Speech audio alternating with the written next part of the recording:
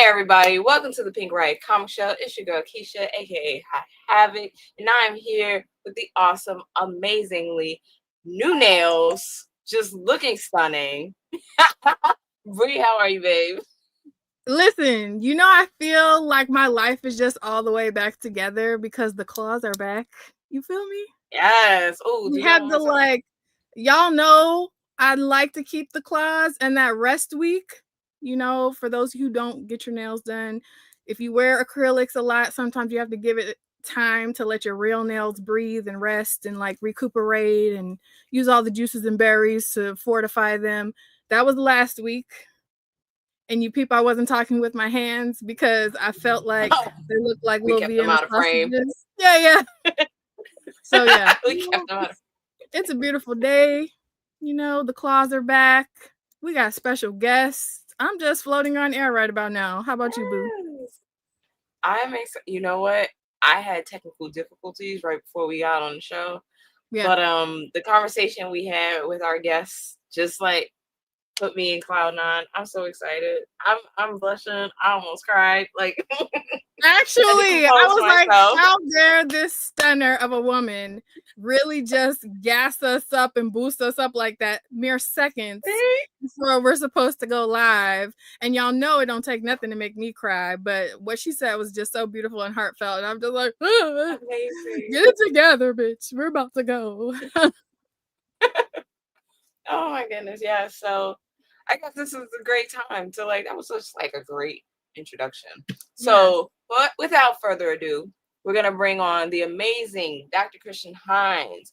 She is a Black comic studies professor out from Texas State University. She's also a cosplayer. When I say she has my dream job, she does. So let's bring her on. Oh, hold on. This would have been a great time. There we go. Yeah. Look at that. Yes. How are you? I am doing great. Thank you for having me. I'm having such a wonderful time to be able to be here with you all. It's such an honor. So I'm ready. Nerding out is my thing, and nerding out with two of the best Blerds in the game. We in here. Period. See what I'm talking about, y'all? She just gets it. She came in here with her own energy, just the buildup is insane at this point. It's such an honor to have you. Oh my gosh. Listen, the way that Keisha did her big one, reaching out, is so funny because we have these conversations you know what?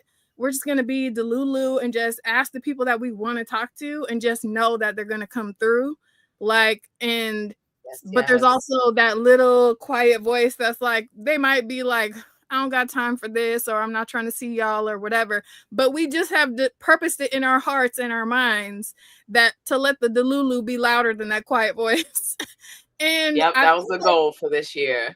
Exactly. And I feel like it rarely lets us down, but it's still mind-boggling every time anybody says yes, and we never take it for granted. And it's just, especially when it's someone who's views and ideas and core mission aligned with what we're doing. Sometimes people will get on and people will gas you or whatever, but Keisha saying that's you have her dream job is actual facts. Dream. Yeah. I'm so serious. So before the pandemonium happened, because I was also an English teacher out in Philly, and I was an English teacher. Actually, technically, I was an English and biology teacher. I taught 10th grade, both tested subjects. My kids, they did great.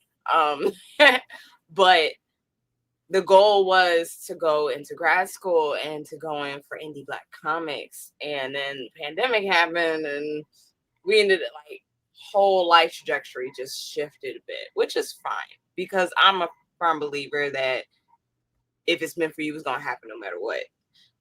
So, when I saw you and I looked at your credentials, I was like, oh, she's doing what I want to do. This is so amazing. So for those who have no clue what I'm talking about, and so I'm not fangirling too hard, can you tell? And tell everybody a little bit about yourself. Yeah. So first, before I do that, like first, Bree, you talking about like the Delulu, your Delulu mixed with cosmic alignment, baby. That's how y'all keep getting these people on here. Your Delulu is aligned; it's meant to be. So we love that. And Keisha, I used to be a high school teacher before I was a professor. I taught English in Florida, so I was a high school teacher. So I relate. I wasn't gonna do this. I was okay with the kids, and then I had a different life shift, and I ended up here, and I was like, we're going to talk about that. This was unexpected. I was never going to be a professor. I was going to stay in public school. My mom's a retired teacher. Like, I got educators and social workers, counselors all up in my family. So public service is what we do. So a little bit about me. So I am a professor at Texas State. I do like reading and literacy. My specialization is looking at visual media, more so comics and graphic novels, and using comics and graphic novels, all types of pop culture in the classroom. And that actually came from me being an English teacher. I actually used to have like a creative writing class, and we had this very scripted curriculum in this block period. The kids were bored out their mind. They didn't know what to do. So I'm like, one day we just started talking about Avatar: The Last Airbender, and we started talking about like chakras and comics. And then I started talking about my love of X-Men. And the kids really got into it. So I started making lesson plans around the things that they were watching. Like they put me on to like Steven Universe and stuff like that. And so I love it. And Lars from Lars in Space, I think that she just announced. I seen the Rebecca Sugar thing. Excited for that. That's so dope. The kids, I say, like, I'm a nerd at heart, but the kids are what got me to being a nerd in education, because I didn't think it was possible. Because they were like, the curriculum, I thought I had to stick to the curriculum, but I was like, the kids are out here drowning. I'm trying to keep them engaged. So doing that type of curriculum, I was initially going to just write curriculum, but then one of my professors, who was a Black professor in my curriculum program, he told me, he was like, what you're doing is impactful, but he was like, what you're doing with maybe 100 kids a year, he was like, imagine if you could do that, teach other teachers to do that. So 100 different teachers who are also reaching 100 kids, like you'll have this ripple effect. He was like, you should go to doc school. And I was like, absolutely not. Like, Lodge. I was like, that is not the Lord's will for my life. I'm not going to do academic life. Not my ministry. Right. That sounds dry. That's not me. And he was like, just go. And he was like, apply to a school. And I was like, I'm gonna apply to one school far away that I know I'm not gonna get into. And I'll be like, well, oops, I ain't get in. Guess that's not me. Got into the school. They was like, oh, you want to come? We'll fly you up. You want to come visit? Like, period. Period.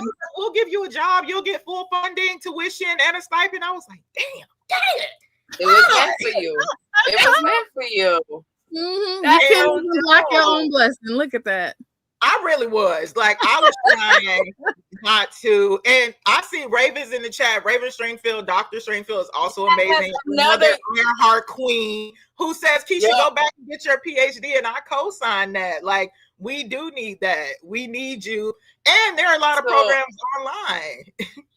This is true. I just got to a point financially where, like, I can apply. Don't do that, Brie. I can start applying beginning of next year. So that is the goal. It's closer than it's ever been before, which is like scary, but also very exciting. But like, just to know that you are teaching other teachers to use comics and pop culture is so amazing. It's actually one of the ways I got my teaching career started off. I started as a teacher resident at the school district of Philadelphia, and my interview was maybe 15 minutes, because in my neighborhood I would teach kids, I would tutor them using comics. I strictly used comics to get kids into it. And then when I went into my teaching residency interview, I was like, look, this is what I did. I came in with like 10, 15 comics and was just showing how I was using like literary devices and all that stuff in it. So like, to know that you were teaching other educators to do the same thing is absolutely phenomenal. We need more like you in the education field. Thank you Well, so much. that's why we're going. waiting for you, Keisha. You said we need more, so come on. We on the other side. We're waiting. We're cheering. We're pulling you through. We come stand on the shoulders of others. I got here because of other people. Come on, girl. Come on. Yes. Join us. We are waiting. Period. Pour into this queen. One of my favorite quotes actually came from Elizabeth Acevedo's book, and The Fire on High, and she has a quote that they tell Imani, that the world has been waiting on your brilliance. So Keisha, the world has been waiting on your brilliance. Come and join us. Cry now. Bars. Why can't we screen off? Bars. Listen, okay. You will learn. I'm like 3 seconds from crying. It's all right. Keisha is one of the most beautifully humble people you will ever meet. And it's literally when you give her compliments, it looks like it's physically painful for her. But because it is. We try to keep it light and far in between. But in this particular scenario, please pour into her, because this is like, I remember some of our earliest conversations when we first started becoming friends and talking about books and comics, and her passion just pours through anything she puts her hands on. And you can tell like the impact and the difference that she would make just off the strength of her passion. So to me, this interview is a lot just because you even wanted to rock with us for a hot second, but it's even more so because both of us kind of built our platforms from different perspectives, but on making a path for people or giving more opportunities for people like us to see ourselves in stories and see, you know, potential futures for ourselves that may not have been as like clear to anyone else or had many opportunities to be shown like publicly. So for you to be sitting here chatting with us on the other side of this goal that she has and pouring into her is like one of the most beautiful things that I could witness live. And I love that so much for her. So like, if you got to turn your camera off, sis, do what you got to do to get it together. But you deserve every second of this. I want you to like soak in all of this feeling so that, and all of that she's pouring into you, so that anytime that you feel like, oh, this is hard, or what am I doing? Or let me revert back or look backwards. No, she's telling you right now.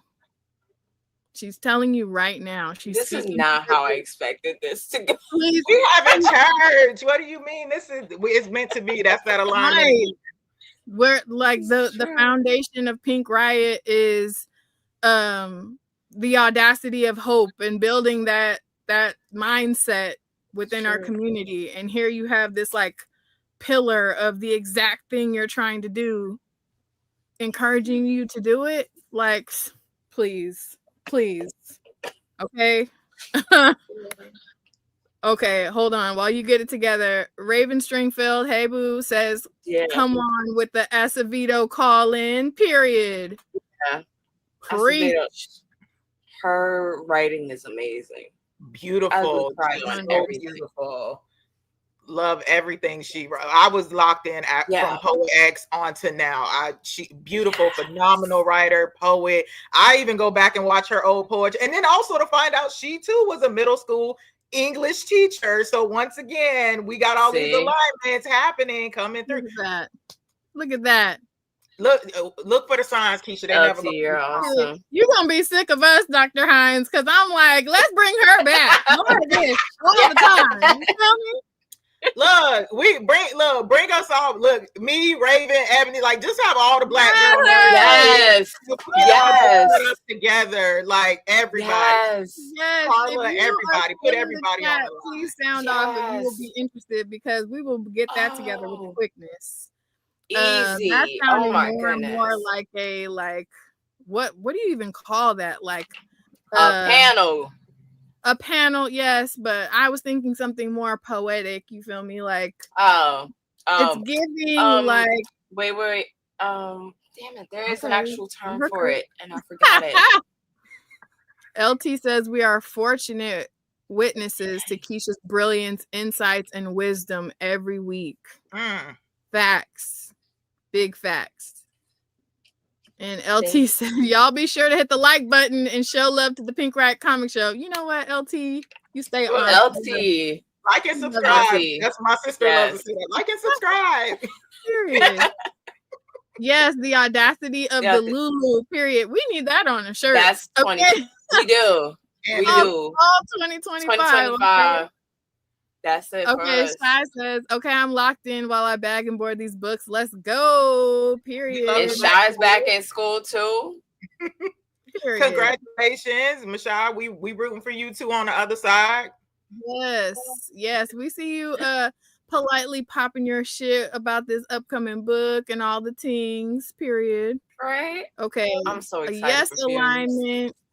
Crew love is right. And yes, we partying. You trying to pull up? Yes.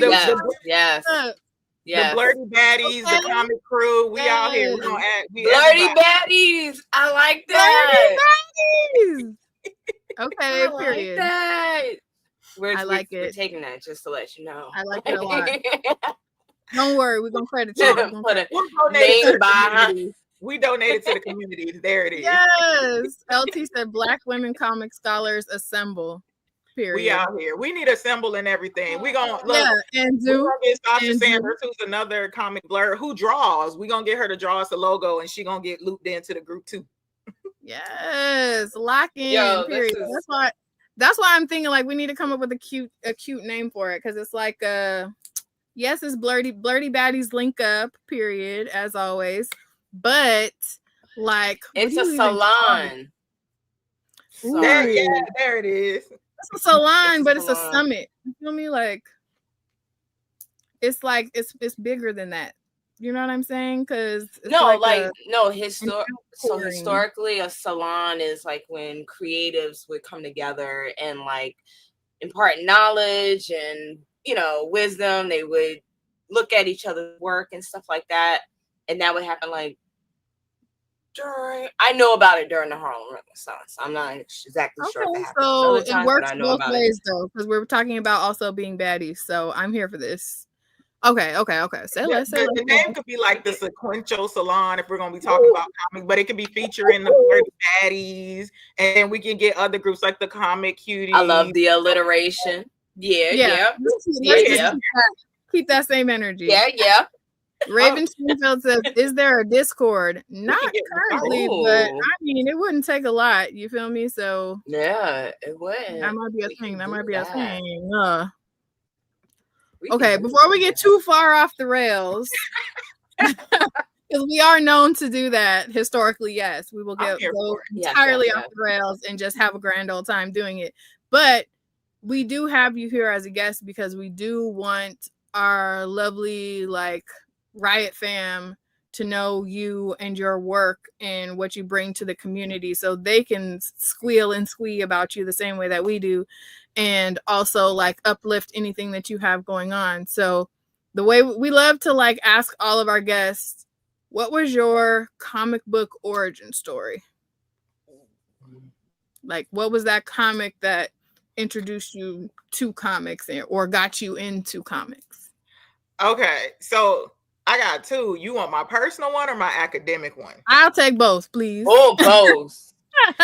So the personal one started all the way back. I was a Riverdale girly. Archie Comics. I used to pick up Archie comic books or with my mom, and I remember she would go to Winn-Dixie. I don't think they have Winn-Dixies anymore, but she would go there, and I would sneak a little Archie comic at the checkout and put it on the conveyor belt when she wasn't watching, and then so I would go and read Archie comics, and then the Sunday funnies with my grandma. I used to love Beto Bailey, Kathy, and Peanuts. So on Sunday she would give me the funnies, but my first official comics were Archie comics. So looking at them, and Archie was the original lover boy, because my man's had Betty and Veronica tripping, and I used to just watch him tripping. Yes, stressed over this redhead man, just gone. So I would read those, but it was actually when I was reading it, I would like the in-between stories of Josie and the Pussycats, because then I was gallery.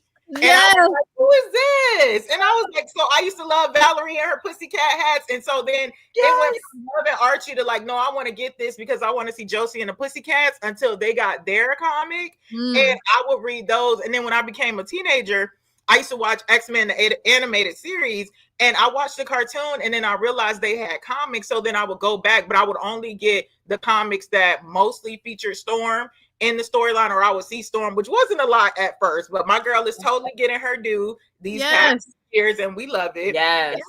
So that was like Archie and the Sunday Funnies got me started. X-Men is what got me into like the superhero type stuff. So I've been like an X-Men fan since like the 90s. My academic one was actually Ironheart. I tell people all the time I would not have had a dissertation without her. My first year in doc school in 2019, my first semester, we were reading a lot of deep stuff that it wasn't clicking for me. I'm like, nobody in the real world, like if you were to present this to a teacher or the students right now, like y'all aren't making any way to connect with regular people. This isn't working for me. And one of my professors, they were like, every week you have to teach a lesson. And I was like, well, I'm tired of people talking about like Harry Potter and the Hunger Games. Like we're in 2019, let that go. And there was a week on graphic novels, and I was like, I'm gonna do the graphic novel week because nobody wanted to do that. They were like, we don't read comics, we don't want that. I was like, well, I'll take it.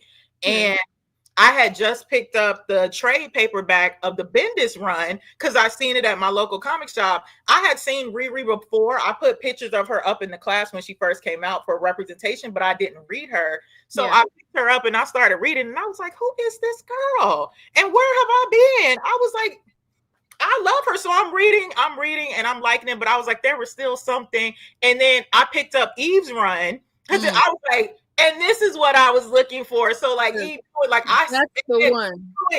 And I did a lesson and my professor was like, is this your first time teaching about this? I was like, well, on this level. Yeah. I was like, me and the kids just chopped up about regular stuff. She was like, no, I think you got something here. She was like, this might be it for you. And then after that, I totally changed. Like my research was just going to be in like social justice stuff because like The Hate You Give was really big at that time. Dear Martin, like I was going to do that, doing social justice with young adult literature curriculum.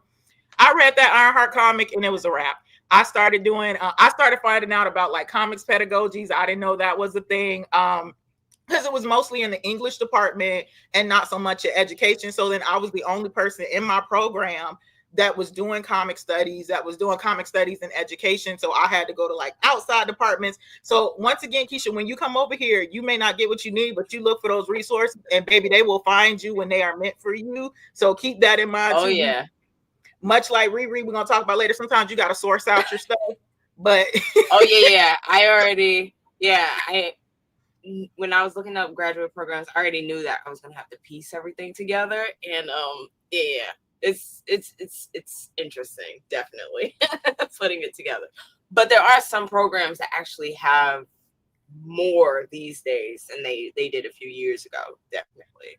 This is true. I found out like they had comic studies conference. Like I didn't even know comic studies was a thing. I was just teaching with pop culture because I thought it was cool and nerdy. And so finding that out, I started thinking about after reading Riri, I had always been a fan of Miles Morales, Kamala Khan, all of that. And then I started reading the Champions, and I'm like, these kids are like these ground level heroes doing all this activism, doing all of this empowerment, but they're still dealing with adolescence. So then I started thinking about what would it look like to put this in the hands of kids every day. And like, yeah, we got superheroes, but they're kids. And what would this look like if you are the hero in your own community with people that look like you? And that kind of started, that was like my academic comic awakening. And then from that, I just turned it into a bunch of research looking at like youth empowerment and stuff, specifically through like comics and like diverse superhero comics. That is amazing. Outside, yo, you are just greatness. That's phenomenal. So like, are you currently, I know that you did like 2 recent papers on DCYA, that whole run, which by the way, I've only been able to read the abstract because academic papers are expensive, but like look, I will send you all the free PDFs. We don't do paywalls over here. If you want to shoot, I'll send it to yes, please. Yes, please. You got about 4 that I would like to read. I'll let with you. Oh yeah, if you would have hit me up, if you would have sent me a DM, I'd be like, done. I always tell people when they get published, I was like, if you want to send me a copy, because I don't believe in those paywalls. I will absolutely send it over. Hey, I believe in yes, scholarship and access, so I'm okay with that. Community. yes, Period. right. Oh man, you just made my night. Okay, so, Y'all, I'm loving this. Keisha is full on geeking. I It's am. giving You know what I'm fed. saying? All right, but like I know, like, oh, please forward them to me, Keisha. I will read them. period. LTU. We got it. Right. Okay, so like LT I also says it's crazy. I also have a PhD, but never knew that comic studies was a thing. Look at look that. at y'all, right? Oh my goodness, this is awesome. Okay. We're not gonna gatekeep over here. We want everyone. Period. Come through. Period. Come one, come all. Right. Okay. Okay, so I know that you've recently published papers on DCYA and just like that whole run, which by the way, if y'all haven't read any of those books, DC does so much in like they push it in DCYA. The themes that they are hitting on, they are very progressive. Like almost radical to a point. When you're thinking about Nubia, real one, you're thinking about No Land Is Your Land, the Blue Beetle one, which was crazy. Like nearly every single one, especially written by Black and brown folks, You can't miss the has been magic in that. extremely. Yes. Yes. That Yeah. one, like, it's just been amazing. But And so, you brought me the ocean. That one was amazing too. Wait, what? See, You brought me the ocean, the one about Aquaman. Okay. I haven't read that one. I didn't see that one. Look at Keisha. Okay, I got it. There's a Starfire one coming out too soon, right? Yeah. I'm wait. You know I can't wait for that one. I love me some Starfire. The Static Up All Night was one of my favorites. Yes. Too. Oh, yes. Yo, Lamar Giles kills that one. That's how I found you when you were talking about. I said somebody else read this and it wasn't just me. What? Oh, that's how I found you. I love that. Yo, he did so well with that. And Lamar Giles always puts comics in all of his stories, like even the horror ones. He's constantly weaving that vein into his stuff. He did a phenomenal job with Static, and I want him to write more Milestone. So, like, if he hears that, just like, come on, I need you to do a Static run for us. Come through, Lamar. Like, wait, okay. So speaking of Lamar Giles Static, so I remember during that time there was a lot of conversation about like Static, the YA story that was out at the time versus the more like aged up version or adult-ish version of Static. And it made me curious as you were talking about like utilizing Riri in your classroom. Like I feel like, and you did note that Dr. Eve Ewing's run was more significant, and I feel like we have some reasons why, okay?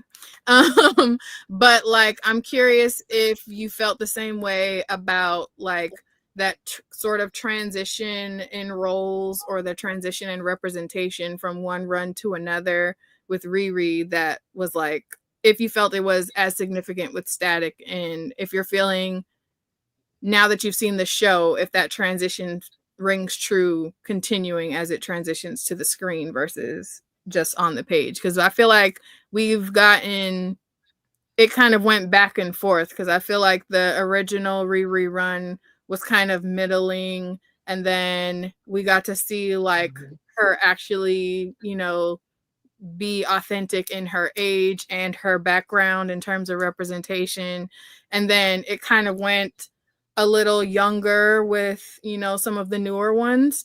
But how do you feel about that like fluctuation in age representation for that type of character? I guess it depends on like the writer and their perspective and how they see it. I guess like when I'm thinking about Riri, you know, with Eve, not only just the racial representation, like she was from Chicago, like she is a Chicagoan, she did her research, and even I think I read before, like she talks to people, like what she does, that's her job, like being connected with young people, which also I think is one of Lamar's things because he writes for YA. So thinking about your audience and being able to be surrounded by those young people makes it ring a little bit more authentic. Because even when outside of Ironheart, I loved Dr. Ewing's run of the Champions, and I felt like her run of the Champions was also very authentic in showing chaotic teenagers who are out there doing their thing, but also are all over the place with crushes and all type of foolishness, but still trying to save the world. So I think when they're doing the ages, it's also who their audience is and also their research. And not to say that these other writers aren't surrounded by young people. I don't know. So I don't want to see that. But the interviews that I've read by people that I've known whose work resonated with me, I often hear them say that, and they are in community with young people. So my perspective is that it rings out more authentic and more true to the age that they are writing for. I enjoyed the original milestone run of Static. I've been a fan of Static in the comics, and I was also another Saturday morning Static Shock cartoon person.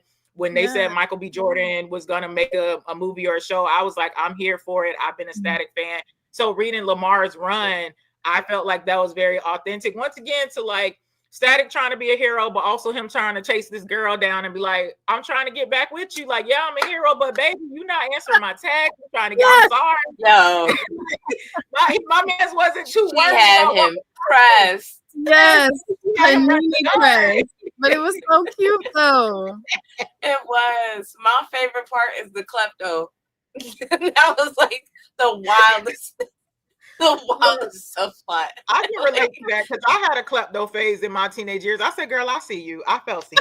My mama had to rid me of that and be like, we can't be doing it. But I was like, I remember that brief little stint. And I was like, yeah, I know. You know what? We support you and we love the honesty. Right. Because yes, you are allowed to have your phases in life and move past them and see them for what they were, you know? Period. More opportunities for that type of representation in media, because you know, just because you had a little phase doesn't define the rest of your life. Clearly, guys. Exactly. I am no longer stealing people. Just to let y'all know, we are honest, law-abiding citizen over here now. Well, not borrowing without asking. I'm no longer borrowing without asking, unless it's from family members.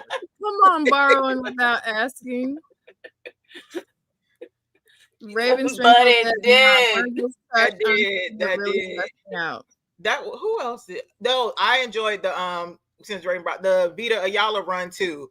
Static. I thought that was I really enjoyed that. I'm currently writing about that right now. That was another one that I really enjoyed as well, especially since they did the whole Black Lives Matter thing. I thought that was like how they really modernized it. I thought it was pretty cool. Yeah. Oh man, I can't wait to read it. Just letting you know, you're gonna send me everything you write. I'll send it to you before it hits the. I don't want to say it out loud. Pink Riot. We'll send it to you beforehand. Come on with the Pink Riot exclusive. We love to see it. Period. And then so when y'all see Keisha spazzing on the internet, you know, Dr. Hines done sent her some hot fire in the DMs. I usually keep that kind of nerd, like that kind of excitement off camera, but I'll do it. Be who you are. There you go. Period. There you go. All right. But we are here to talk about Riri. Riri. Yes. Oh man. Finally. Okay. Finally making her way We've to been the waiting screen for years, actually. For years. And we finally got it. And despite all of the hate and the review bombing happening around it, I was sat, okay? Soon as that 6:00 hit on my coast, okay? Yeah. So I wasn't sad, but hear me out.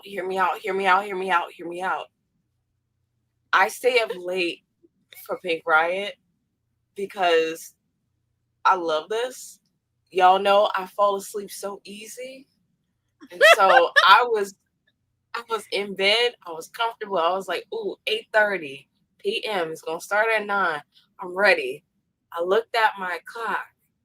8:32. Cool. Let me read something. I don't remember the rest of the night. So I fell asleep. I told you to take a nap. Y'all, this is so ridiculous. The way that I met with Keisha earlier that day, and she was fussing, y'all, because she was like, I'm so mad. I don't know why they're putting it on at 9 o'clock. I thought it was just going to pop up like at midnight the night before so I could watch it during the day. I This was means ready. I'm going to have to stay up. I was like, Keisha, I'm not trying to hear none of that shit. I need you to take a nap right now. Okay?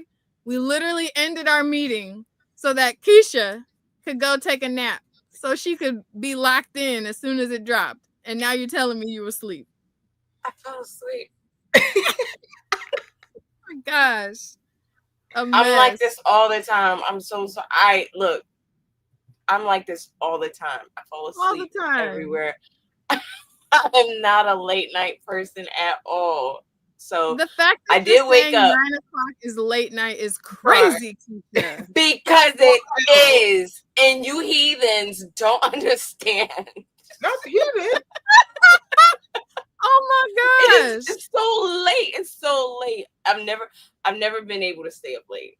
It's just not something that I do often. Y'all send her all of the positive vibes when we get ready to do our slumber party fundraiser episodes, because 9 o'clock is not late. Granted, she do be up at the ass crack of dawn feeding chickens. Okay. But I told you to take a nap. We're gonna continue fussing at you. I did wake up. Yeah. I did wake up the very next morning and like watched all 3 and then watched it again today. So like, yeah. I'm good. Okay. I'm good. So I'm not the only one who was a weird ass and has watched it twice already. And you are not. I ran it back. I watched all 3 and then ran it right back automatically again. And then was like, I'm gonna just let it play on the background on the TV and then I'll get all these numbers up, whether I'm actively watching it or not. Yes. It has literally been running repeatedly on my personal computer while I was at work today. Mm-hmm. I've actually watched it twice. I watched it as soon as it dropped, and then I gave myself a little break, and then I watched it again yesterday. Okay. And so now it's like, all right, we're just going to let it run during the day today, because I'm not even playing with y'all. The way that they have been I wanted this to be like the way that we started so we can end on a good note. But the way that people have been intentionally review bombing this show without having even watched it is crazy to me. And it's like, and the comments that you see are some of the dumbest stuff too, because it's like, your argument isn't even valid, for one. For two, you're talking about you're a true fan this and real heroes that. And it's like, have you read a comic? Have you read an Iron Man comic, since that's who you're supposedly writing for? Did you miss all of the Have you read an Ironheart comic? Because honestly, you're gonna... I'm not even asking you to be that responsible and know this character that you're trashing's background. But like, if you read Invincible Iron Man, that's enough Ironheart context to understand that what you're saying, trying to trash her, is invalid, and it doesn't take her shining does not take away from Iron Man. She is her own separate entity. It's like the dumbest thing. And then a lot of it is like, you can't even honestly say that you even watched Wakanda Forever with some of these arguments, because they're talking like a lot of the gripes are about her suit and whatever, and they're like, oh, Tony's original suit was this and this and this, and it's like, this takes place right after her internship in Wakanda. So like, you've seen the origins of the suit, and how do you figure that she coming up with her own money, in her, as nefarious as the way that she did it, her coming up with her own money to fund her suit, do you think it would be the sleekest, most authentic, most, sexy tech? No, she's grinding with what she has. Like, she literally was going to like a junkyard to get it. So why are y'all trashing her suit? I'm just they like, just wanted a reason. Exactly. That's exactly it. It's like, that's all that was. Y'all are grasping y'all are grasping and you don't even have any ground to stand on to support it. Did you peep that it went like from 30% from all of the people review bombing it before it even came out to now, well, the last time I checked it was at 71%. So it's like, do you know how much work It's people the are number one streaming show right now.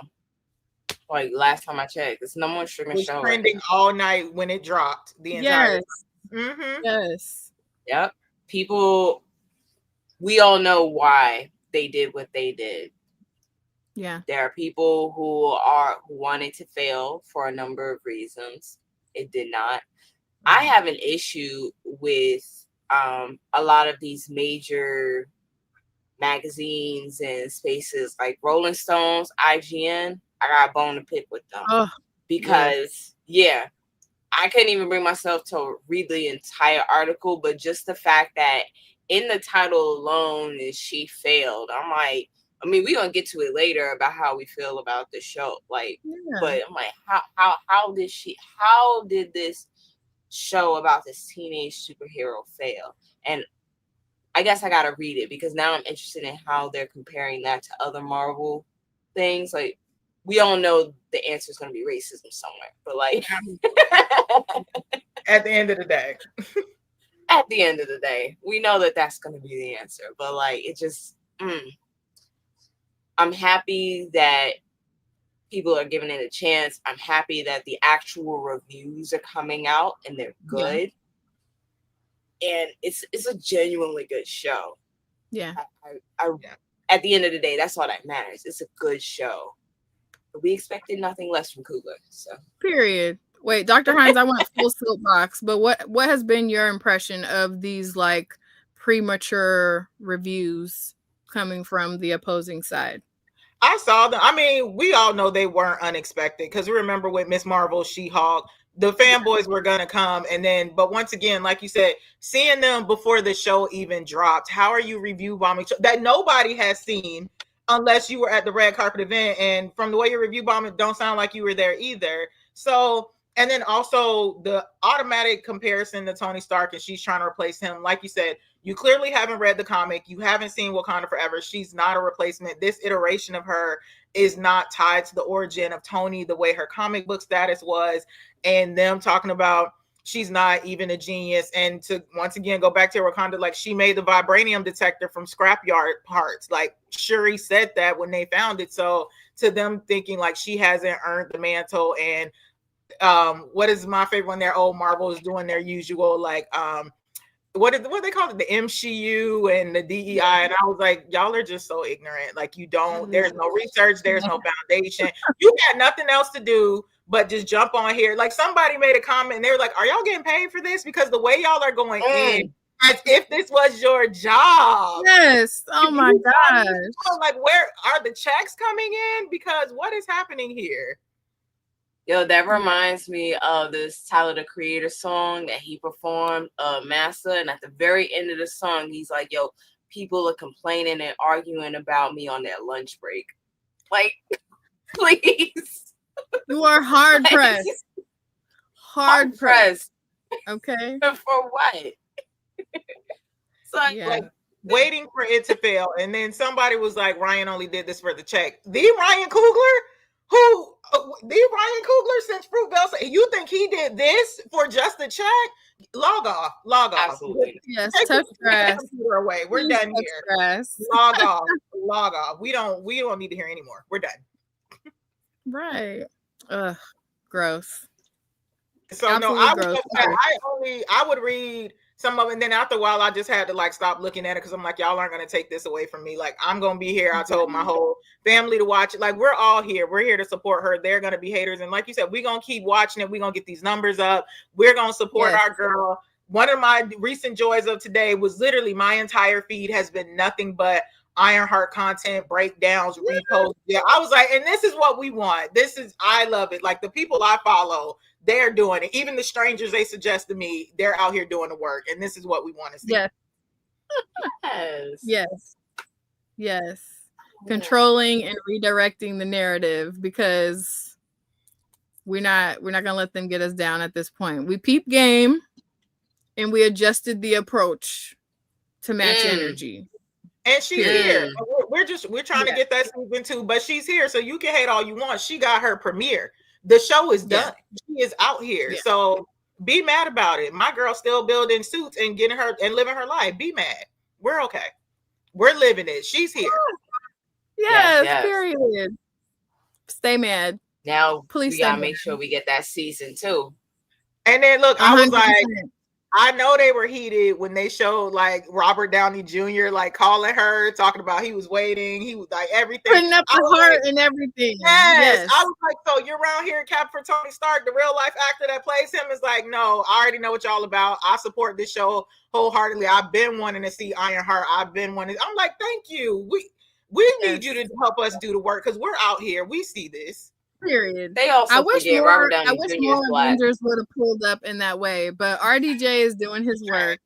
He definitely has like, and it's not just like the one video. He's like been interjecting himself respectfully because I did peep how he popped on. I think it was the Today Show or something, and was like, I don't want to walk all over your interview. I just want to show the love. Yes, okay, keep your ting brief. But show up. Okay, that I was like, yes, all the way around. I felt the way. We love when a black man gets involved. Yeah. Sorry, I'm gonna keep doing it. Oh my God, we both feel a way about him entering the MCU as Doom, but I'm like, it's softening me to him in that role because he showed up for our girl. That's where I'm at with that. But yeah, I'm glad that. I wanted to get the negatives out of the way so we can say that we addressed them and we can end on a positive note. But man, all right. So we told y'all, we gave you ample opportunity, okay? All the time and opportunity to pull up and watch all 3 episodes. We gave you fair warning. That was your homework. We were chatting spoilers this episode. And I'm saying it a couple more times so that nobody could say, oh, Pink Riot out here with the spoilers. We told you. Okay. We gave you fair warning. And now we gave you 47 minutes. You could have had the show playing in the background. One episode 1, you could have been done. Yes. You know what? That's a wonderful idea. Pink Riot service announcement. Okay. If you have another device that you could be streaming Ironheart on right now during this live, we're going to take a brief commercial break to allow you to turn it on, okay? Because we're upping the streams, okay? We're not playing about this. So, go turn on your other device. You have permission. We're not going anywhere. We're going to give you, what is it? Let's say 2 minutes, all right?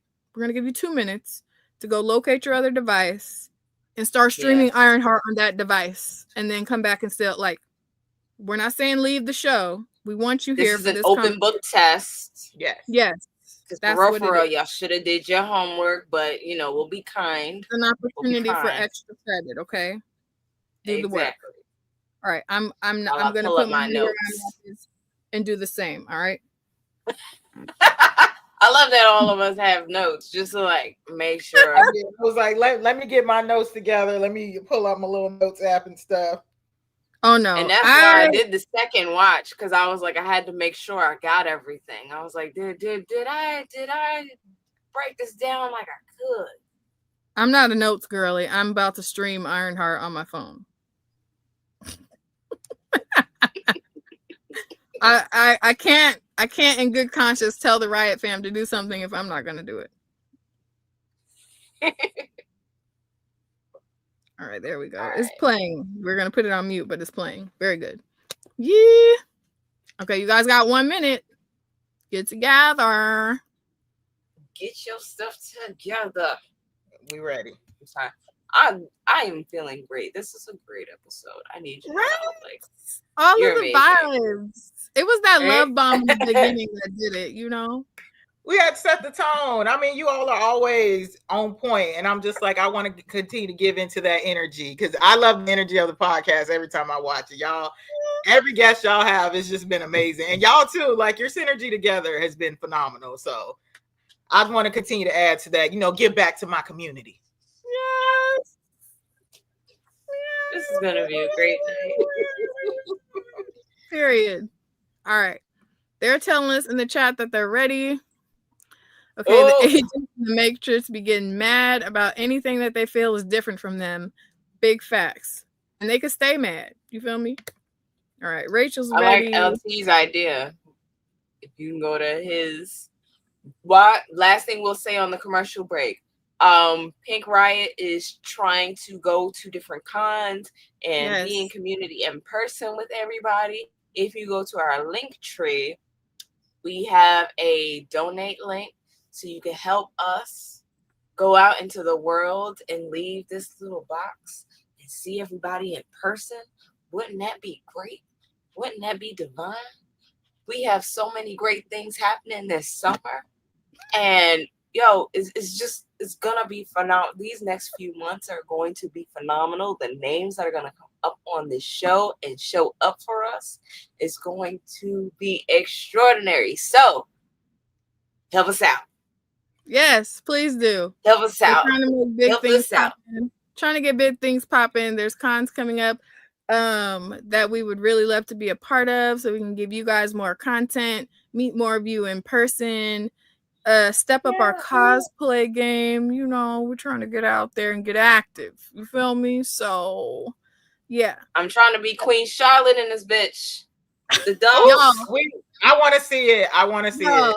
Yes. The way that was the last thing that I expected Keisha to be picking when we were having a full-on Pink Riot meeting about potential cosplays, and she was so panini pressed to have a princess style dress, like full-on, what do you call that, underboning basket big ass dress situation. I want a hoop skirt. I absolutely do. I want to put on the multiple layers.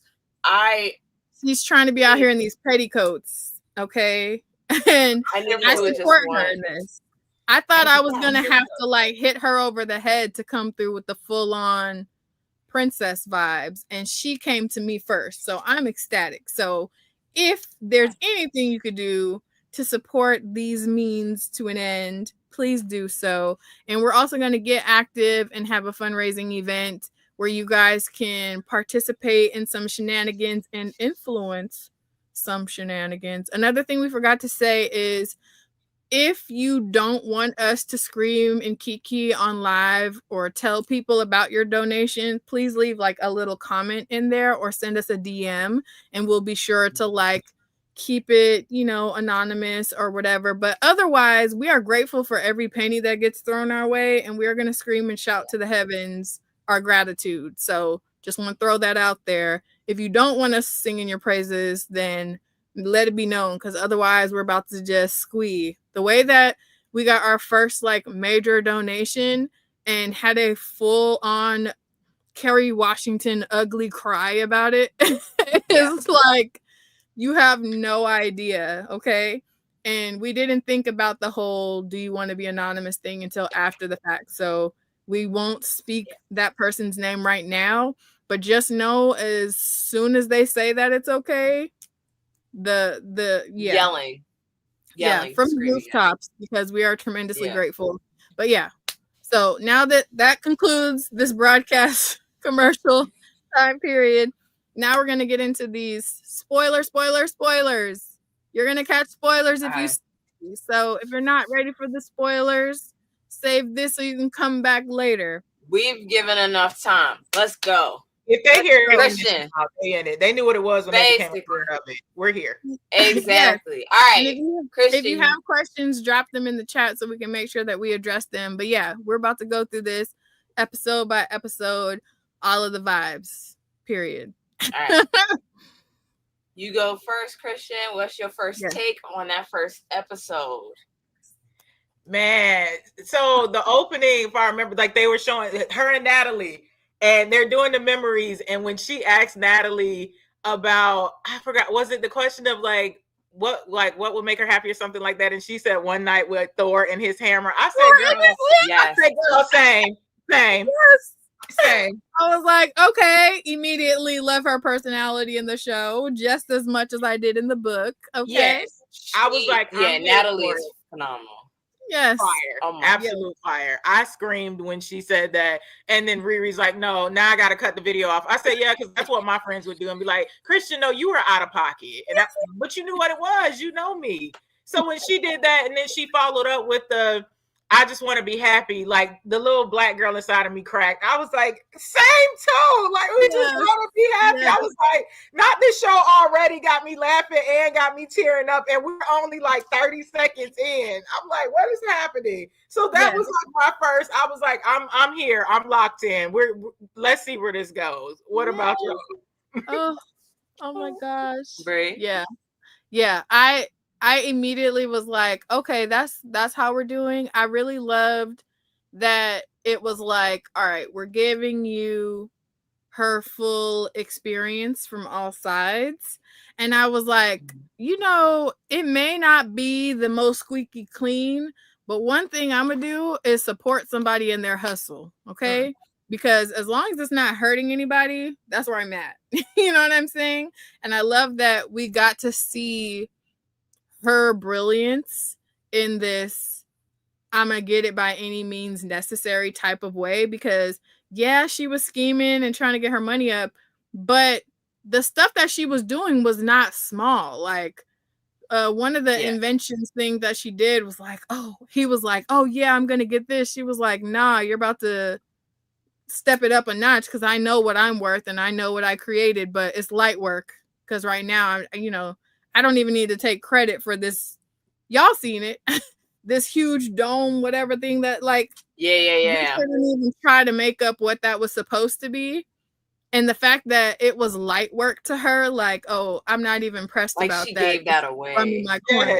Literally, something that brilliant was a giveaway to her because it's a means to an end. Like, nah, you're actually gonna get more than that, but whatever, where's my money? Type of thing. I was like, period. We love a baddie after the bag. That's what I was at. By any means necessary. Absolutely. You got to do what you have to do. Absolutely. Yeah. Nothing even close to a handout, not a that, and that's what makes some of the trolling stuff too. It's like, nah, y'all love to say, oh, go back somewhere or get, pick yourself up by your bootstraps. How she found a way, like what more do you want from her? Yeah. She did. So yeah, I love the relationship too, but that was like my main thing. I was like, period, get after it, sis. That and I love. Oh, go ahead. No, you go, because I'm gonna chime in after that. Go ahead. No, honestly, my favorite part of the entire show, and we are gonna break it down issue by episode, but my favorite part was their relationship. Natalie and Riri, it reminded me so much of the comics, which I genuinely enjoyed. Like just the way they interact with one another. That actress, hold on, I have to see it because I'm terrible with names. Hold on. Period. So Lyric Ross. Lyric Ross. Yo, she is an amazing actress. Yeah. Like amazing. And so seeing them interact with one another, I felt was like the best part of this entire episode. I ain't gonna hold you. That first episode, like when that whole situation happened at MIT, yeah, we said spoilers. Okay, so when she gets expelled from MIT, I didn't even think of like the implications of what that meant. I immediately went, damn, Captain Marvel's gonna be pissed. Only because just because I know in Avengers Academy, she's like big on everybody getting degrees, and the fact that Riri, like, she has her own path. We know this, but just knowing that there's somebody out there who's like really irritated, that was my only thing. Screw MIT. They should have gave her the grant. They should just understand that this is someone who does not operate the way everyone else does, and there's a reason why. She is intelligent. We need to, we need to help her. But I do understand that. How could she be there on her own merits, making all of these inventions, creations, all of these tech advancements, and they're not funding it some type of way. That was what was crazy to me. Like, she wouldn't have had to be doing those things if y'all were like giving her scholarships or paying her towards her worth for what she was doing. Like, you know what I'm saying? You kind of, yes, she could have, you know, if you gave her an avenue to make the money that she needs for what she's doing. Like, I feel like a lot of people are sleeping on that aspect of it. Like, MIT is, it's freaking MIT. Like, you know what I'm saying? They could have connected her with any number of entities that could have funded what she was doing. And that would have only brought them money.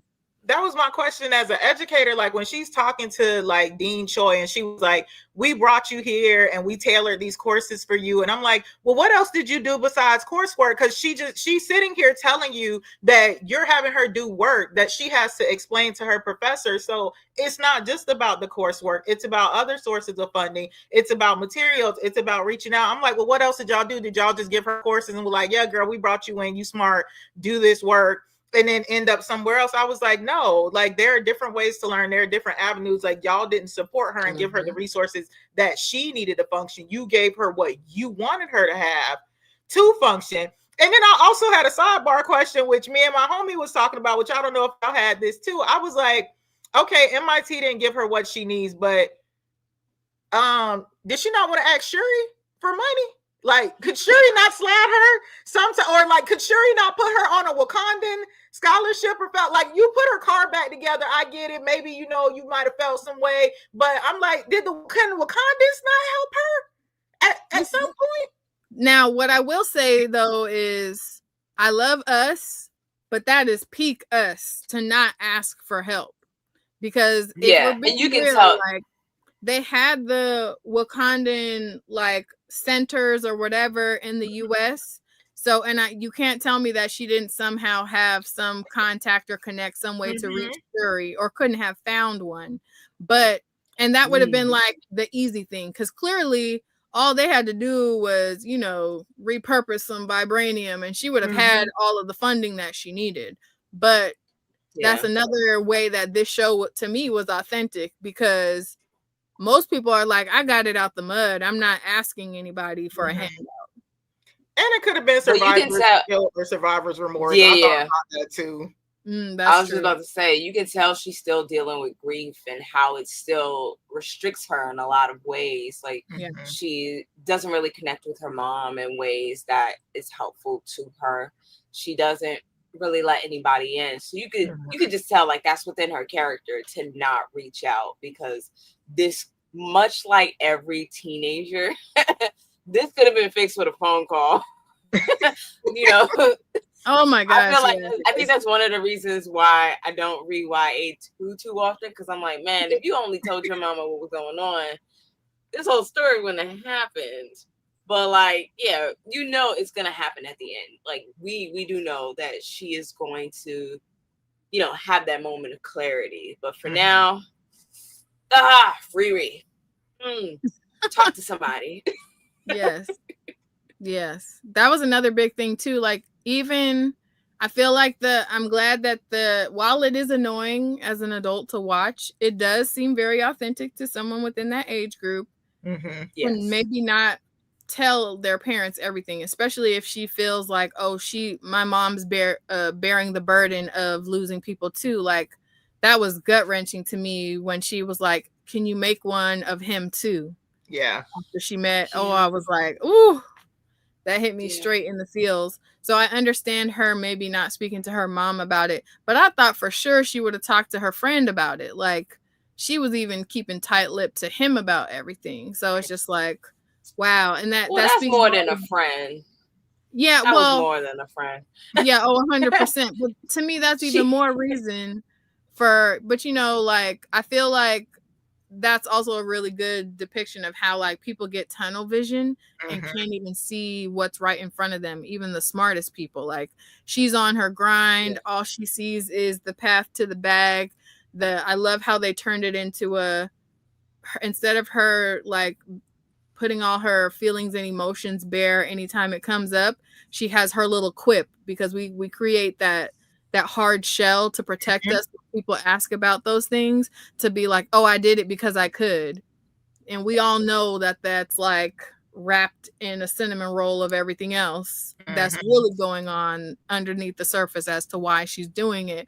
But that was her quip for everything, and it was consistent throughout everything, and she did not budge on it. So I love when we get a beautifully messy character. You know what I'm saying? Because like she's a genius. So if she was like thinking with every part of her brain and did all of those things, it'd be a boring show, low-key. You know what I mean? Like, but we're getting that space, and I feel like we'll also have the opportunity to see some character development, and that will make it more meaningful when she gets there. But the struggle definitely like lured us in for this first couple of episodes for sure.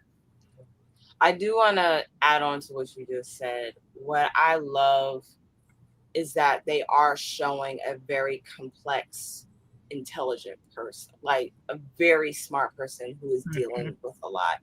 Because typically, especially in education, you always have kids who are seen as incredibly smart, so they get left to their own devices. You know, they're seen as perfect, when in reality they are dealing with just as much, if not more, without if not more, without the support systems that a lot of other kids are getting. It's one of my reasons why I believe gifted children should be in the special education department, but we're not going to talk about that right now. Pop your shit, Keisha. No, because like they need, at the end of the day, they need the extra support services, right?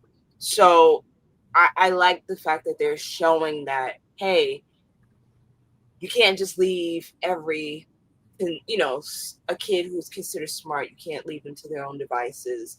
You have to check in as much, if not more, because they do need that.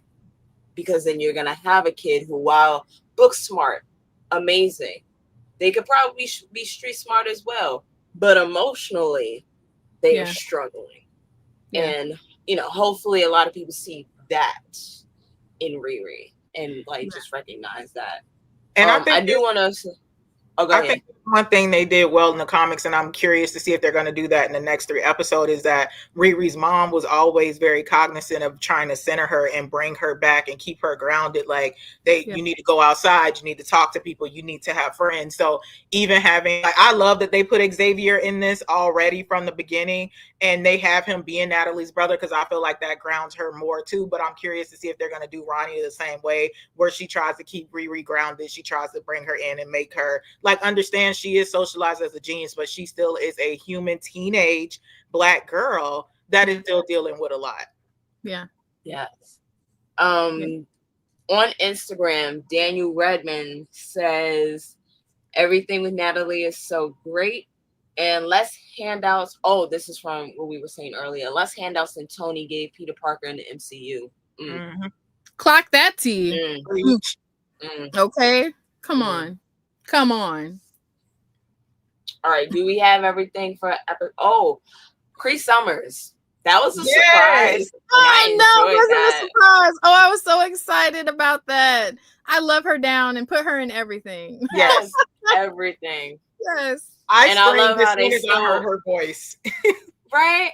And they still brought her, I don't want to say hippie. I know it's a different terminology, but she just that free vibe that she has, and that's the fact that they brought in the crystal energy, because all of us have an auntie or somebody in our lives who hits like that. You know what I'm saying? Yes. You may not be on the same wavelength as them, but you have respect for them because they be knowing what they're talking about. Okay. You know what I'm saying? And she came through with a subtle shade, and that was like peak representation of culture, because I know my aunties would have came through with the same type of energy, like I'm shading the hell out of you for whatever, and I'm gonna light this sage because you came in here with some BS energy all burnt up and whatnot, but I'm gonna still love on you a little bit. Yeah, that part we gonna call you in, not call you, this is gonna be a polite call in. Yes, Tiger. And she had the signature hat on the table. Yes. Creed gonna do is have that shit on. Period. Every time. Every single time.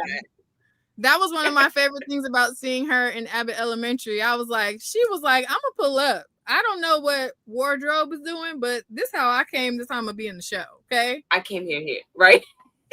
Like this came from my closet. She got to just have a personal collection of hats, and that's like part of her contract. Is you gonna let these hats on set? Yes, no matter what I do. I'm gonna be me on screen. Okay. I got a signature style and sound. Y'all gonna know it's me. Yes. Yes. Right past that. Okay. One thing I did enjoy, which I mean, it spreads across not just this first episode with the 3, but the title cards, the Ironheart title cards. Yes. Yeah. Oh, when she crashed into the ground and it had Ironheart and somebody rolled by, like, "Hey, get off the screen!" I was like, "Yes." It looked like a comic book panel. I was like, "This is perfect. It did. This is perfect." I think a lot of the cinematography felt like it could have been pulled from comic panels, like easily. It was done so well. But to speak on the title cards and just like how that community just does not care. Like they're excited about her, but they just don't care that she exists. Like, girl, get up, go somewhere. Like they're not super hype. Especially the little dude. Dang it, he didn't have a name, but the boy with the wagon. Hold on, Landon. This Landon. Yeah. He was pure it's not in here. Yeah. Comedy. Pure comedy. He was like, look, nothing in this life is free. I don't care what you got going on. And there was another lady who was like, "You all right? You need some water or something?" I was like, that is exactly what would be said.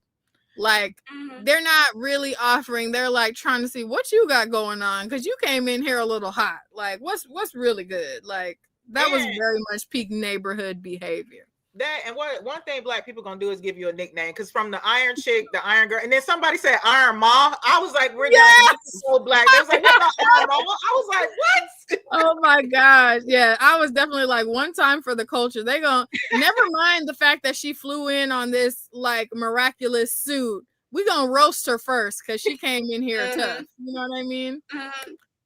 Also, did you peep how the school's AI looked like the little old school paperclip from work? Yep. Yes. I was like, oh no. As soon as they showed that thing asking for her ID, I was like, Lord, she gonna have some drama because she just got expelled. They about to take her access away. And she in the sky too. Oh, I was like, okay. And then it happened and I was like, and did. But I love that we saw before she left, though. She was like, "I'm taking what I'm leaving here with something. I'm leaving here with something. I'm leaving here with something." Yes, peak Denzel. And I love that it was literally like, they're like, "Oh, why are you treating her like that? We're trying to make sure she doesn't leave with anything that isn't hers." And they were like, "She built that with her grant money." And it was like, say that louder, because y'all weren't giving her the means to do what she needed to do. And that, to me, that also dispels all the people like, "Oh, she's been a criminal because she was doing this and she was doing that." It's clear that she went the route of trying to get grants to pay for what she needed to do because the school wasn't taking care of her. So she wasn't just doing shady things. She's been doing the work in every way that she could, and it wasn't enough. And I think that's important. It may have just been a quick little aside note, but it was said. Like, she didn't immediately jump to, "Oh, I'm about to get it, by being dishonest or whatever, or helping people cheat." She tried the grants way, the scholarships way, and it was not enough. Yep. I'm interested to see, because I think it's Raven, right? She, on her Substack, I read the article earlier today about just what the message is gonna be about AI and like the use of AI and stuff. I'm interested in seeing what that will be, but what I do like, what they've shown so far, is the difference between this PWI's AI that was in the original suit. Seeing that one and how it constantly got Riri's name wrong and didn't know how she was talking and how she had to code switch in order to get it to operate properly, versus Natalie, and then how Natalie is just like intuitively knowing who she is and what she's saying and stuff. Yeah. And so I enjoyed at least them like recognizing that, and how a lot of Black students at these PWIs are having to constantly code switch and stuff. So like brilliant. Listen, as somebody who went to an HBCU, when I tell you, having that like peace and space to be your most authentic self and figure out what that means makes a world of a difference. So it's like, imagine having to like deal with opposition in every sense of the word, and just literally trying to exist in that space, not to mention being exceptional and getting the grants and getting the scholarships and outdoing literally all of your peers and even your teachers. You know that they were treating her different, because I feel like any of us who had that gifted and talented experience in high school and all of that, you had those. It was a compliment, but it was a backhanded one, and it was always like laced with that, You're so mature for your age. yeah, the exceptional Yeah. Negro Yep. hint of sarcasm on everything. Yeah, so like that's why it was like, oh yeah, she's doing some less than stellar things to make sure that she gets what she needs, and I'm sure she dealt with her lion's share of y'all doubting her or like trying to minimize her in every way. Yeah. Hey, Bama the Blerd. Okay. I'm ready to. The framing was kind of racist, in my opinion. She would have gotten way more support and funding. Having to sell homework shouldn't have been necessary. I like it, but framing was odd. Agree. I feel I didn't like it, but it was necessary. Yeah. Oh, what HBCU? Hold on. Oh. I went to Spelman. Did we finish? Lincoln. No, because it's expensive, but we went. I went to Lincoln University, Pennsylvania. Period. Shout out to the HBCUs. Yeah, one time for the one time. Okay. Yeah. Yeah. But yeah. And I overall, before we move back, just to talk about that framing, I think that framing needed to be there because it shows even as a genius, she still had to work twice as hard to get half as much. So it depends on how you see that, because like Bree said, just because you're talented doesn't mean that you get that access. And would she have, as also having experienced certain setbacks and stuff being in grad school, would she have gotten that treatment if she was a genius white student? Like she said, the only thing about Tony Stark was he was a billionaire. Everybody wants to say, yeah, but he made his own stuff, but he also had access. Tony went in with access. She did not go in with access. She had to make her own way. So yeah, which is how it usually goes. Happens, right? It is. You don't have to like it. It's the reality of the situation. Yeah.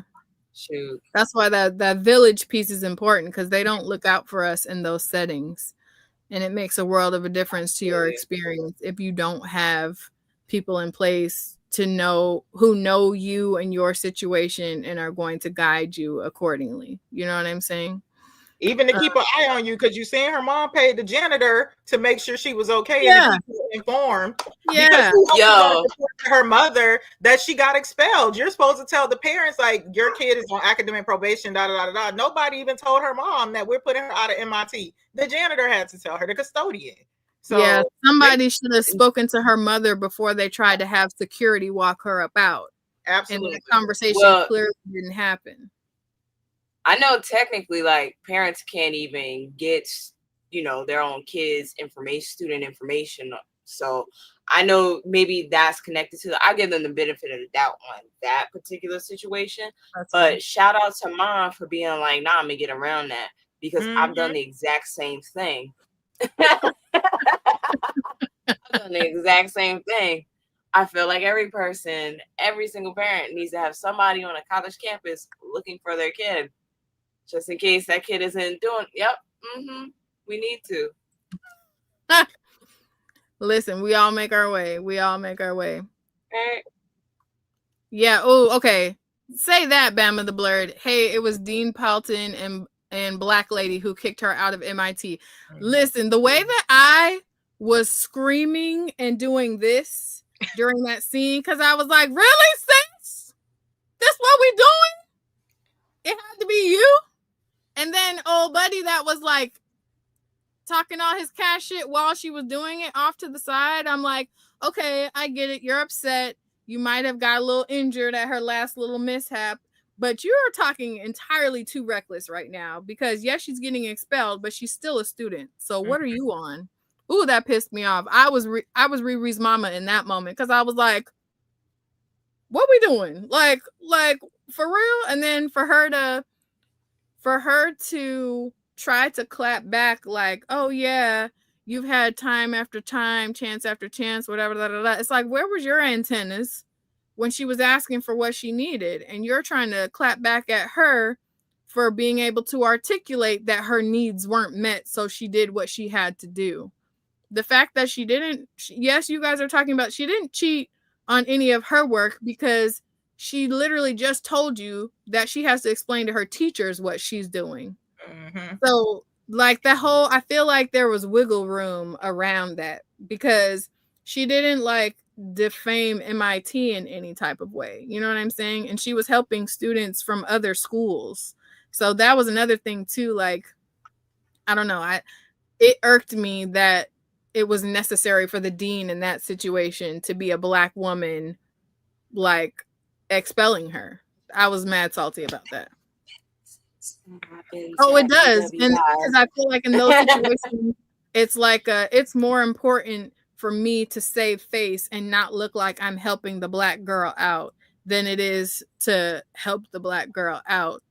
Because you know what I'm saying? People in those prestigious rooms are more worried about how things look instead of how things are and what that outcome would potentially mean for somebody. Because think about that. Like, obviously the show wouldn't be as entertaining if it was just like a, okay, girl, you're like not the average bear. Let's find where we can get you the money that you need. Or you said not the average bear. I like that saying and I use it every chance I get. Leave me alone. So you're I love it. Thank you, Dr. No, I love it. It's just like if someone said that to me, I feel bad. What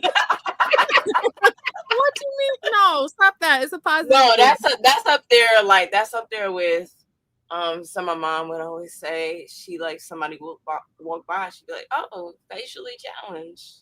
It's up there with that. Okay, I hate that you just took my positive statement and completely turned it around, but whatever, Keisha. But yeah, she really could have just been like, wow, yes, we're honored to have you here at MIT, but after the first time that something showed up, it should have been before I have to put you in a position where you're not going to be able to thrive any longer, let's move you out. Like, to me, if she was that far surpassing everything, she should have graduated early. Yep. And they should have connected her with like some government entity or space program or somebody anywhere. I mean, it's MIT. You can't tell me they're not locked in and linked in with any other developing anything where they could have been like, oh, we're not what you need. You need to go further. Nah, they felt like, oh, we're just going to keep you here because, you know, they were getting some type of funding off of what she was developing there. They just weren't going to give it to her so she could build on it. Crazy work. Okay. Right, but they framed it as just how things are instead of her fighting that. Just went straight to illegal action. Again, I like the show, just odd framing now and again. Yeah, I agree. Think that has more to do with her personality and the fact that she didn't reach out to anyone. You know, like she was like, I'm gonna handle this on my own. And so instead of, she shouldn't have had to. That's what Roz was saying. Somebody should have intervened. And it's weird, but to Dr. Hines' point, it's necessary because that's typically how it goes.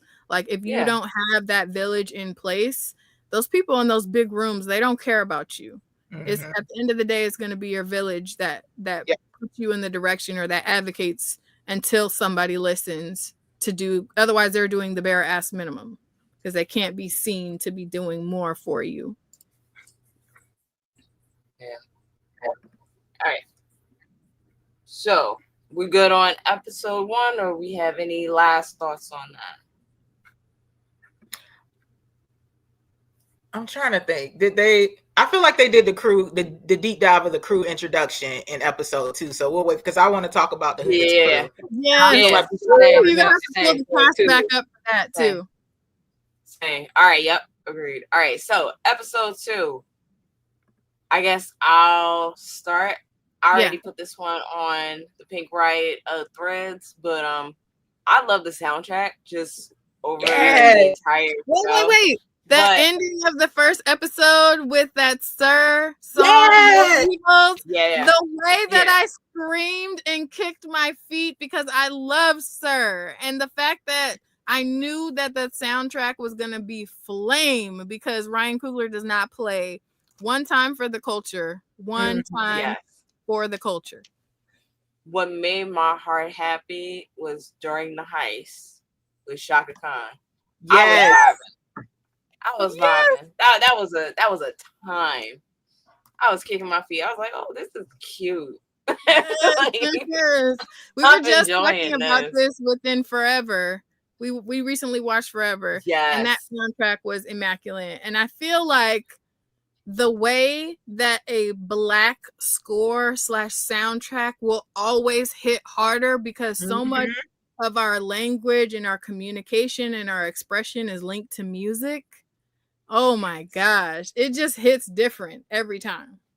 That montage, that whole heist scene, even before we even get to the heist, when she's in the shady bunker with Joe and it comes on and she does that whole little like winking hand thing without even saying, I was like, we know what she's saying. And the suit opens and she looking at him like, you see it, you know what's gonna happen. And then she flies off in the suit and I was like, come through, Riri. Like I rewound that so many times just to see her do her little winking smirk. I love that whole beginning. And then the rest of the Shaka Khan rolling out. I was like, whoever did the editing for this, 10 out of 10, no notes. Yes, 100%.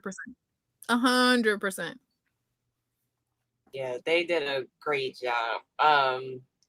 As usual, Riri and Natalie, Natalie wanted smoke with her the whole time. Like, did not give an inch.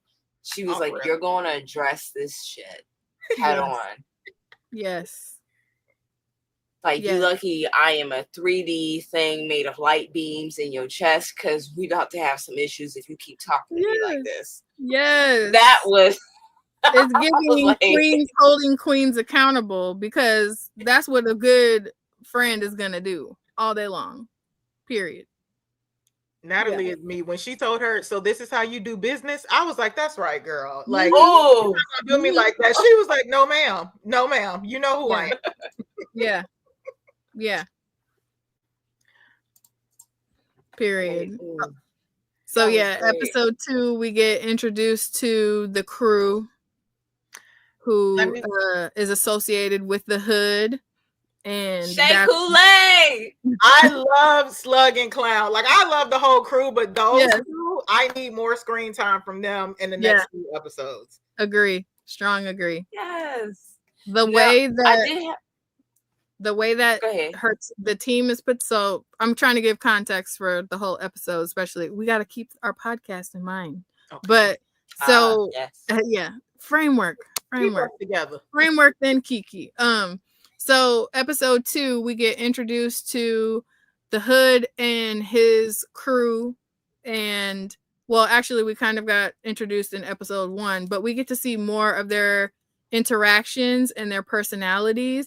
And to me, if you're going to have a good heist, the crew has to be dynamic and have their designated roles and be entertaining within their own lane or their own role within the team.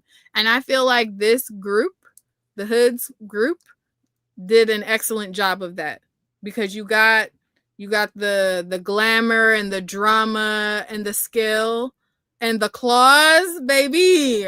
Slug's claws ate down. Okay. I was like, one thing one thing sis is gonna do is show up in a full beat and still deliver. Okay. Like, don't, there's always somebody glamorous. Okay. So Slug came through with that. There's always the like mystified, kind of low-key gangster mobbish person. Okay. So we had John, the cousin. Yeah. The cousin came through with that. Then you had the twins, you know, are they twins or are they just brothers and sisters? I can't remember. But they're the like rough and tumble rapscallions, you know, 100% delivered on that. Then you got the shisty, calculating, slip between the cracks and the crevices, but will just blow you. A silent bomb? Are you kidding me right now? I was like, come on, women in STEM. Like, what are we talking about? You know what I'm saying? I was like, the team just ate all the way through. And we had the like little quips here and there. And the fact that they're a family and they all rock with each other for the sake of the job, but they all have their questions about the hood. To me, it's like, oh, it's giving us so much that like at literally any turn the heist could fail because of somebody, but the pull through makes it feel like a rewarding mission, and that's what makes a good heist to me. And I feel like they delivered on all of those notes. Absolutely agree. I also like that even though Riri was new, they immediately accepted her and pulled her in. And we see that not only in episode 2, but episode 3 as well, because even her and Clown are starting to have conversation, talking about, like you said, the suspicions they have about Parker and the hood. Because I was expecting a little bit of opposition first when they're like, she got to replace Rampage, but they was like, no, she proved herself. She's in this. We trust her, and let's just keep it moving. So I appreciated that dynamic as well, that they looped her in and that they had her back. But also she had theirs when he slammed Clown into the ground about head into the counter about that hood. She was like, hold up, what you're not going to do is put your hands on her. So I appreciated that dynamic as well. 100%. Yeah. Yeah. But to be fair, they didn't like Rampage all that much anyway. This is true. So she was a welcome addition. Yeah, that was an excellent job of like being goofy and funny enough that you're entertaining to watch, but also making it very clear, like, nah, bro, this ain't the line of work you should be messing with. I also oh no, go ahead, Keisha. No, go ahead. Go ahead. When we were speaking about dynamics too, I really love Joe, or spoiler, Zeke in episode 3. I loved her relationship with Joe and him in that shady bunker, and him with that whole dynamic of her talking to them singing Alanis Morissette. I too started streaming that again today because of that. Oh my gosh! Wait, the way that I was cracking up at that, because I was like, I didn't know that was Alanis Morissette. And you know why? This is like peak Black experience right here. I knew it from Beyonce's live concert album. I was like, why do I know this? Alanis Morissette? No. And then I was like, oh, okay. You heard a remake. That's all right. It was beautiful. And I knew the lyrics. So, that's okay. It's okay. That's all that counts. That's all that matters. Yeah. And the fact that he was like, oh, I didn't take you for someone who would like Alanis Morissette. And she was like, what did she say? Like, I'm a complicated creature or something like that. I was like, period. Say more of that. Okay. But we gonna get on Joe about how he immediately called her an underprivileged youth. Yeah. After he got reamed by his neighbor whose dog was shitting on his lawn and he did absolutely nothing. Like, how dare you throw these biases when you can't even stand up for yourself? Good sir. Get it together. Also, that's another very much peak Black woman experience. One thing we're gonna do is stand in the gap and pull you up to your potential, and we just do that so effortlessly to anybody around us. So it was very peak. I'm gonna learn you something. Like, don't let these people walk all over you. You already got what you got going on. And then I love that was the little Easter egg / spoiler greatness, finding out who he is. I was just like, oh, this is making a lot of sense. That was a hilarious way to find out who he was, though. Yes. So Like good. always, the drop that you or Obadiah's son is. Oh, let me go vacuum my dad's ashes up off the ground. Threw this man in a Ziploc bag and did not care. Literally. And then you seen it like wafting around in the air. I was like, whoa. Oh my gosh, that would have been too much. But also very much matched with his character. And they picked the right person to play his character too, because I was trying to remember, like, what have I seen him in? You know why I already loved him? And this is controversial to all the Star Wars fans, but he was Han Solo in the Han Solo movie. A lot of people didn't like that movie because it didn't fit in with the rest of the Star Wars-esque movies. I don't think it was serious enough. But that's one of my favorite ones because to me it stands alone and stands on its own. And it's like my warm and fuzzies type of Star Wars movie.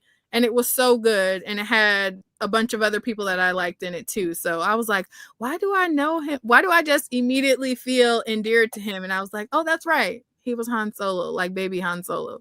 Very peak. I haven't watched that one, but that's cool. You know. Yes. I mean, he did a great job in this one. Joe is. He is very endearing. I'll say that much. Like even with his bias, you know, he's a very you could tell just how good he is and how he does not want to be like his father and how relatable that is to so many people. But also very much giving like he wants so badly not to be like his father that he's bound to be a villain. I'm just waiting for it. Oh, hands down. After what happened at the end of episode 3, I was like, my man's is going to turn. I can see it. He is going to turn, and it's not even his fault. And I my heart hurt for him and Riri. Yes. Yeah. I was like, Riri, you need to go fly back and get it. Because and she should have waited until she seen old buddy not breathing anymore and still grabbed him. Because now she done set herself up. No, I'm sorry. She at the end of episode 3, I was like, "Ooh, Riri, you fucked up, girl." Yeah, using danger, on a girl. number of like she. I mean, she had the opportunity to keep him alive and actively chose not to. She had time to kill her, but that's my thing. She didn't have to let him live, but she definitely should have picked him up because now she looks suspicious. Yes. I was like, ooh, she kind of had no choice but to let him kick it, but she definitely shouldn't have left him in there because that looks mad suspicious. And she knew she should have went back and got that. She did. She should have. Ooh. She should have. But we know these next 3 episodes are about to be crazy because now the number of problems, the number of fires she's gonna have to put out is about to get real bad for her. When he told her, make sure this isn't traced back to me, and she said, I swear. I said, oh, girl, it's a wrap. That's a wrap. Right. It's gonna go south immediately. I was like, oh no, in that exact moment, I was like, Lord, what's she about to do?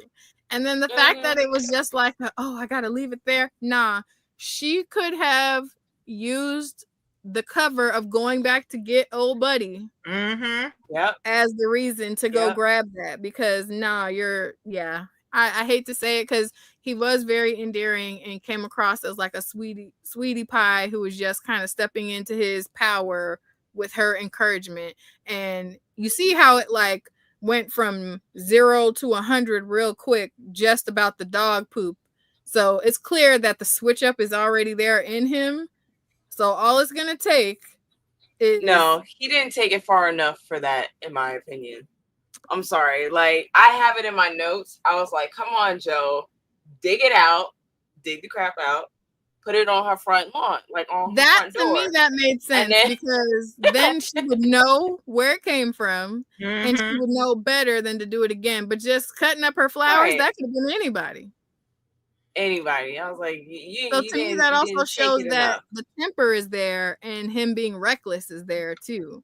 We've seen it in small scale, and now it's about to get hectic once the police or whoever come looking for him after finding his tech, because and they made a thing about making it clear that he didn't want to touch anything that he had bought because he didn't want it traced back to him. And then as soon as she prompts him to do it and convinces him to give her that, it's like, oh man, he about to get caught and become a villain. Yep.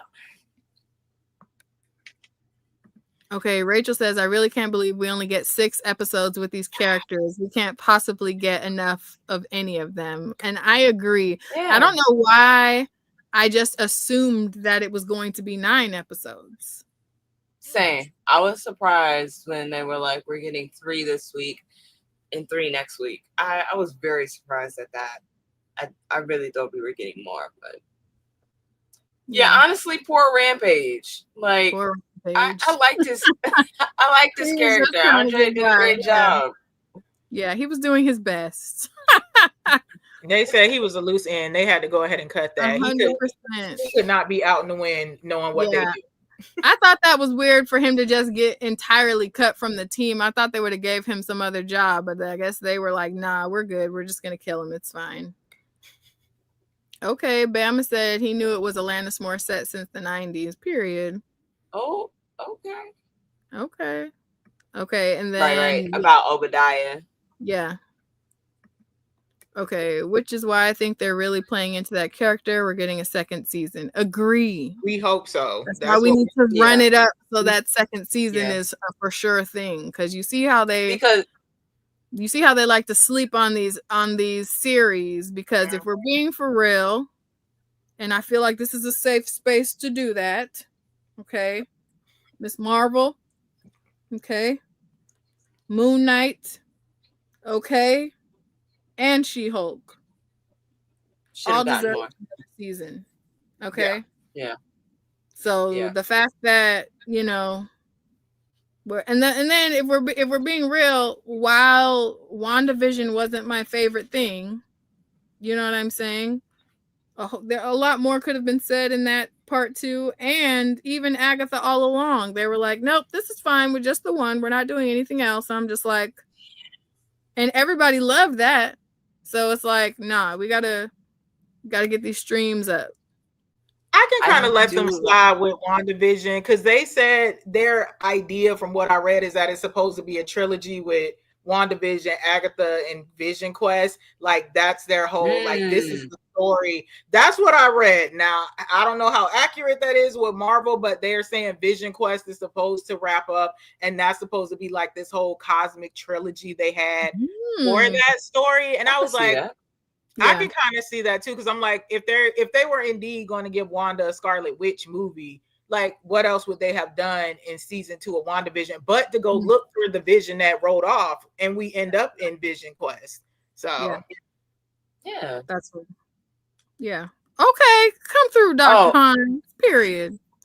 I'll be trying to stay up on the nerd. What I will say is that you could tell that Parker's gonna be a 1-season villain. Like he's not someone that is going to push the main character in any kind of way past this like initial issue that Riri's having. So if Joe ends up being this new villain, I'm very interested in seeing like how he's gonna challenge her. If he's gonna challenge her in the same ways that she's challenged him. Maybe not so much, but like I want to see their interaction. They put too much emphasis on her impacting him that dramatically within a short space of time. So he's 100% about to run it back, flip that thing back, run that thing back, flip it and reverse it for sure. It's coming. Maybe he'll have her questioning like her ethics with tech, because I really enjoyed that conversation that they had. And how they stood on opposite ends, and it'd be interesting to see them, I guess, switch in another season, but we'll see. Period, Tiger. They said, but that's the hero's arc. They create their own villains without even realizing it sometimes. True. And that's just another example of why this show is cooking, okay? Because how do you have that much going on in the first 3 episodes? And it doesn't feel rushed. It doesn't. the pacing feels good. You know what I'm saying? Once they got into the grits, the pacing is on point. Mm-hmm. It started Can I slow, so say, you could get your feet wet, and then it yeah, picked up, and the pacing is good. can I say one thing I didn't like? Okay, I'm here for it. I know, right? It's gonna be like really scary. Dun, No. dun, dun. Okay, so when they go out to that event at night, that rap song, did not care for it in the slightest. I didn't pick it up until the second time I watched it. See, were you even listening to the song? Okay, so it's her, it's Riri, it's Natalie's brother. They're in that club situation. But they The went to see Saba Saba. concert. That's Yeah, Saba. well, they The went to see ska, Saba. yeah. Like that song, I I wasn't listening to it the first time I watched the show, but the second time I was like, oh, it's an interesting choice compared to the rest of the soundtrack. It's my only. You don't like Saba? No. Okay, that's fair. I feel like maybe that, I mean, obviously that wasn't my favorite Saba song, but you know what I'm saying? Like, I feel like it fit the vibes. Like, it was very much curated where it's like people who are like pillars in Black music, Mm-hmm. not like substantial pillars to where everybody would know them, but it's like if you know, you know, or if you like are tapped in with R&B or hip hop, like current R&B and hip hop, you'll be like, okay, I recognize this person even if I don't know this song. So like you said, you maybe don't like that song by Saba, but you know who Saba is. Yeah. Just like how that ending the first episode with that Sir song had everybody going, yo, you know what I'm saying? Like, it's not the obvious choices. There, enough of them are like either surface level popular or borderline deep cut because these are like up and comer people. So if you're not locked in, you won't know these artists. But if you are and you know, if you are tapped into current music, you'll be like, oh yeah, and I think that the score and the soundtrack having its own conversation, like Yes. not the same conversation, but its own conversation opens the space for people to have this conversation of like, you know, that's another thing what I was talking about like language and expression and all of it being rooted to music in some type of way. Like, it's such an emotional language that so many of us could have like pulled whatever from our personal playlist and felt like it would have been complimentary, but it doesn't have to be perfect. It just has to be a nod towards the feeling that they're trying to convey. So like that's why I didn't lock into the lyrics for the Saba song. I just was like, that's like so peak because it was a vibe. It was.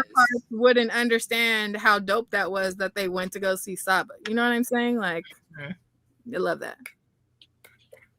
Wait, what is this blasphemy happening in the chat? Bama, grits are supposed to be savory, not sweet. You know what? As a full-blooded Californian, I beg to differ, sir. Butter and sugar on my grits all day long. Whoa, being a lady from the South, I'm gonna have to agree with Bama. We need butter, some shrimp on there. They should absolutely. I just had that earlier. Shrimp and grits, pepper, butter. Yeah. Agree to disagree. When now, you put sugar on it, it now becomes cream of wheat. If you want it oatmeal, get oatmeal. Totally it is Farina. Texture is totally different. Okay, being California made and Texas raised, I can respect both sides of it because I was too close to Louisiana not to appreciate a remoulade with some shrimp and grits. Okay. Now, if I'm having shrimp and grits, I'm not putting sugar in my grits in that moment. You let that flavor profile be its own thing. However, if I'm having just regular breakfast, that's where the sweet comes in all day long. Go get your cream. Yeah.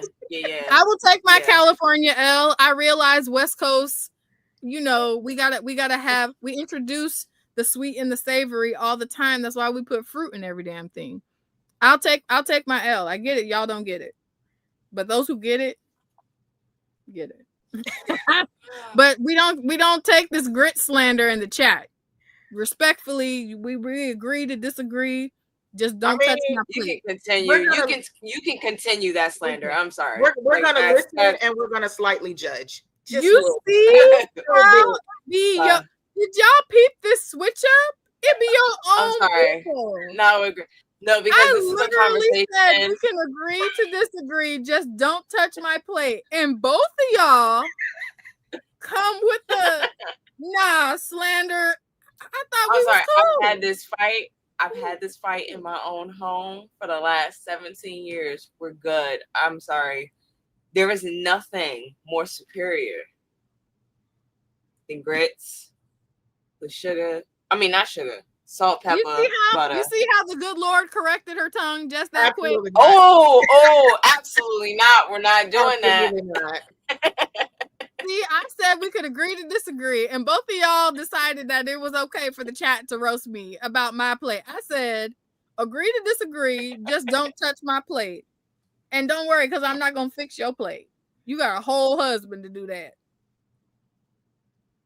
Okay? And that's all I have to say about that on that. And we're just going to skip these comments in the chat from these grit haters. Oh! Uh-huh. Yep. Okay, that's all the comments we have then. Mm-hmm. We will continue to advocate for savory grits. We will. This is a savory grits safe space. Thank you. That's all right. When we're finally able to have household. When we're finally able to have our in-person Pink Riot shenanigans, that's fine. I'm going to make a flight of grits, and it's all of the experiences of grits from one end of the spectrum to the other, and you can taste them and taste and see the difference and how they all have their own space. Just like all of us across the diaspora have our own space where our experience is equally delicious but authentic to ourselves. Okay? And that's all I'm going to say about that on that. I will respectfully start mid-flight where it turns savory and finish the rest. Respectfully. You see how they do? It be your own people. That's all right. It be your own people. It be your own people. Back to Ironheart. But I do love some. Okay, we'll go back. But I agree with the Zora's cream of wheat with sugar. Yeah. Mm-hmm. See, you're a hypocrite. Yeah. You're a hypocrite. Because it's not the same thing. That's the point. It's not the same. Cream of wheat. We don't do that to But you agree that it's that tastes delicious. It's the same profile. It's just a different texture. So episode 3, right? Right. So jumping right into the action of episode 3. The conflict of grits. Right on over to the conflict in episode 3. We see our merry band of heists and thieves transition from one wealthy person. They went from they had a successful first heist, okay, with the underground tunnels. Mm-hmm. Then they transition and they try to go to this island of a lab/plant with all of this like plant. I guess he's a plant mogul, right? He had lots of different types of mushrooms, all this whatever. Super facility is like super protected so that anything that's not organic matter would set off the alarms and trigger a safety issue. Okay. So that which is dope. Right. Like that. I love the way that they set all of that up. They literally were like, okay, they had a minor hiccup in the first heist. And then we completely skipped over one thing I wanted to ask about the previous episode before we get into this. At the end of the first heist, we see that Riri has this phobia or this like knee-jerk reaction whenever there's guns involved, okay? And she literally has like a minor panic attack, and it affects Natalie too. And I was like, wow, that was so beautifully done, because it's leaving space for mental health safety and difference in experience, and how important it is to acknowledge these differences in experience and know your limits and your triggers, and how it was like kind of just breezed by, but it happened twice, because we've seen it again when she revisits the stepdad's garage and sort of relives the encounter where she lost him and Natalie initially. And she kind of has that whole situation. And we have this beautiful moment where Natalie, AI Natalie, helps her center herself and breathe to calm down. And Riri's like, oh, Natalie's the only person who could ever help me when I'm struggling in that way. And she was struggling to accept AI Natalie as actual Natalie. And then you see when they go on their outing, she like slips up and calls her that. And then that, to me, that experience kind of cements it. And I love how we didn't talk about that from the earlier episodes either, but how AI Natalie was like, nah, I'm going to blackmail you into spending time with me and letting me out of this environment. And Natalie was like, I know I'm not supposed to be seen, but I'm still about to go talk to mama because she's about to help me humanize myself. And I love how mom's advice was probably manipulative, but also she knows that that's what Riri needed in that situation. She was able to clock it. She was like, oh yeah, welcome to the world of real life Riri. She's not going to ask for help or accept it, even when she's created it herself. And I love that it's like her mom knows that about her, but she's not going to hit her over the head with it. She's just going to maybe go around her back and give her the support that she needs, whether it's what she wanted or not. Yeah. Mom did a really good job with that in using every single avenue to like protect her daughter. So like shouts out. I mean, just I love the mom character. Yeah. Hold on, I forgot what I was gonna say. Let me go to my notes, because that's why I have my notes.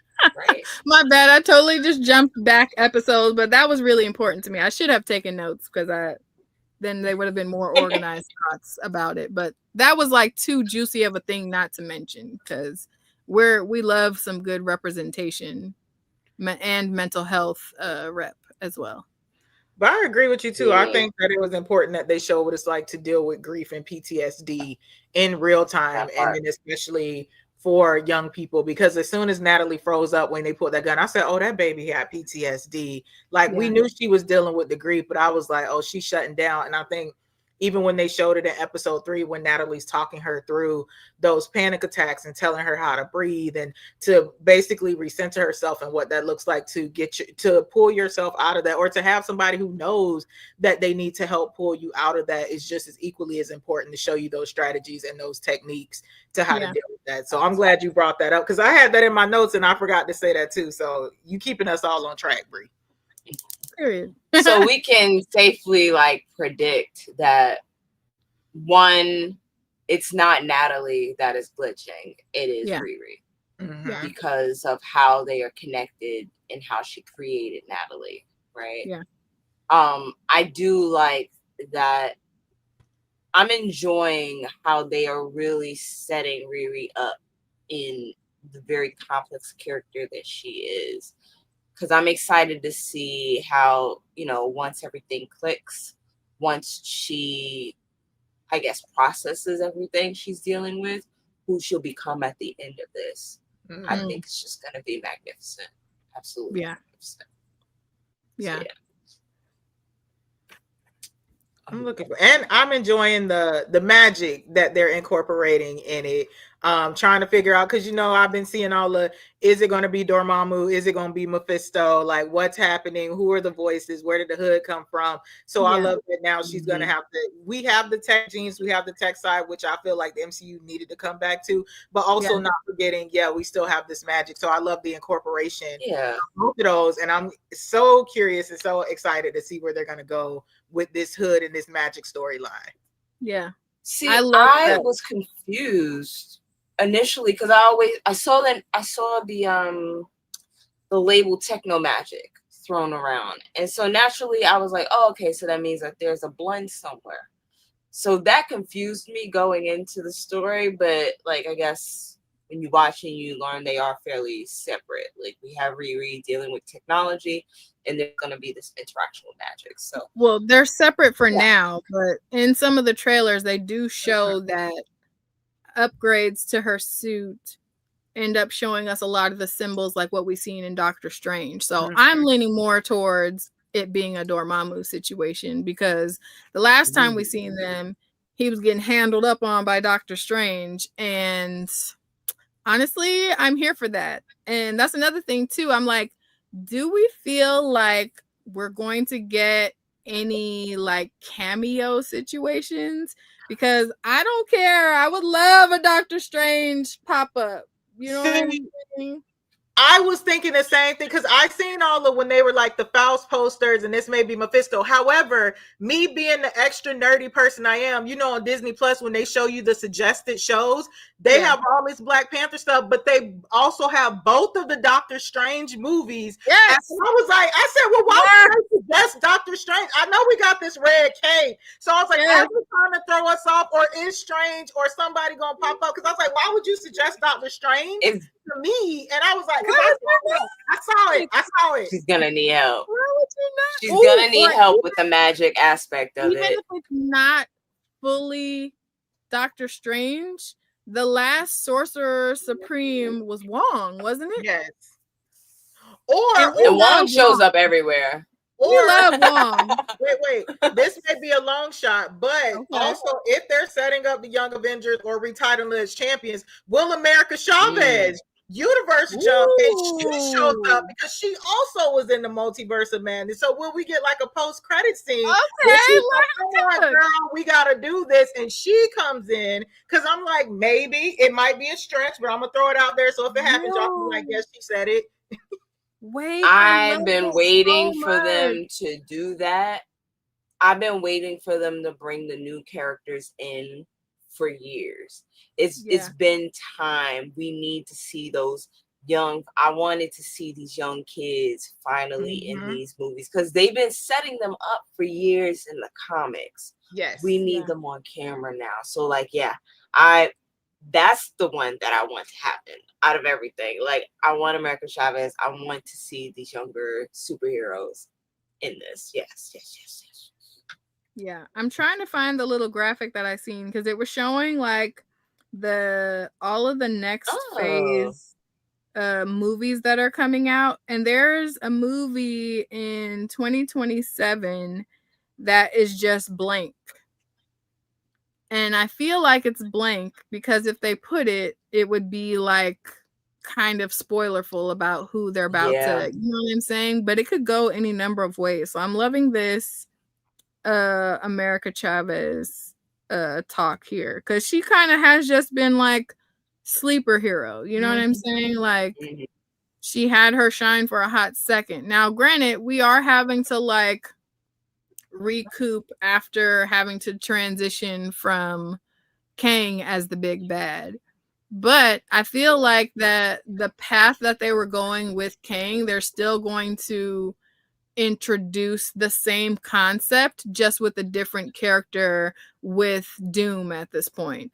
Because have you guys been seeing all of these like conspiracy theories about Doctor Strange lying about what he's seen in all of the different realities, and just telling Iron Man like, oh yeah, the only way that this works is if you die, because there were other timelines that did work, but in those timelines Iron Man shows up in a different way, and that's where we're going to get Doom, because in one of those timelines Iron Man realizes the only way that it's going to work for me to still live is if I kill all the other timelines, and that's how he ends up being Doom. I have not been looking or paying attention to any of those things, mostly because I'm still trying to wrap my head around them tapping back into Robert Downey Jr. You know, it fits though, and it's canonically. But to turn it into a what if, they basically took the What If TV show and like turned it into a whole movie. I don't. No, because I'm willing to watch it. And precedent. It's not the same. And it's your boy Doom.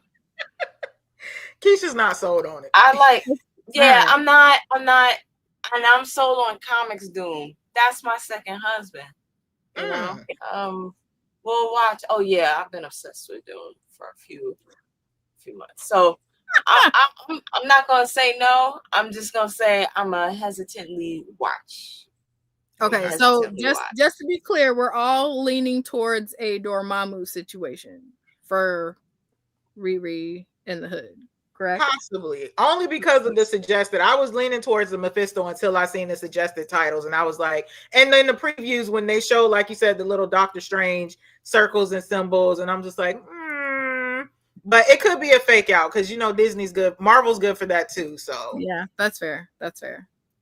Okay, my bad. Totally disrupted it. But episode 3, this heist, they put the team in this epic position where nobody's skills are suited to the obstacles that we're going against. So it's once again peak heist. Give it to me. Inject it in my veins.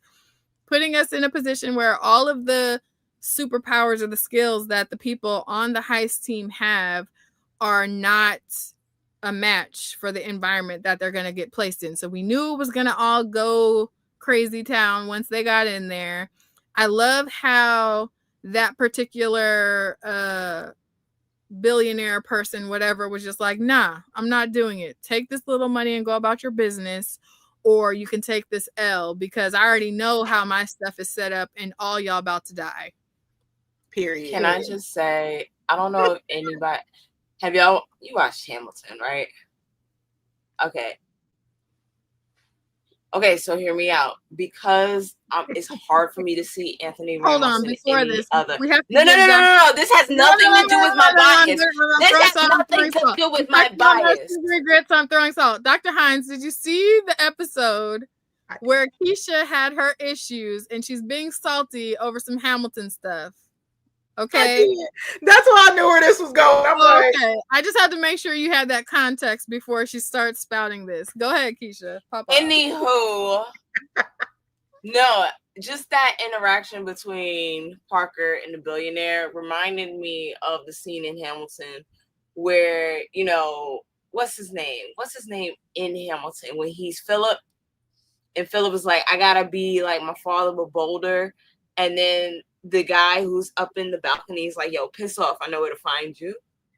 It gave like similar energy for me. Like, he's like, yo, go ahead with your nonsense. I don't quite care about this. You are nothing to me. Like, go somewhere.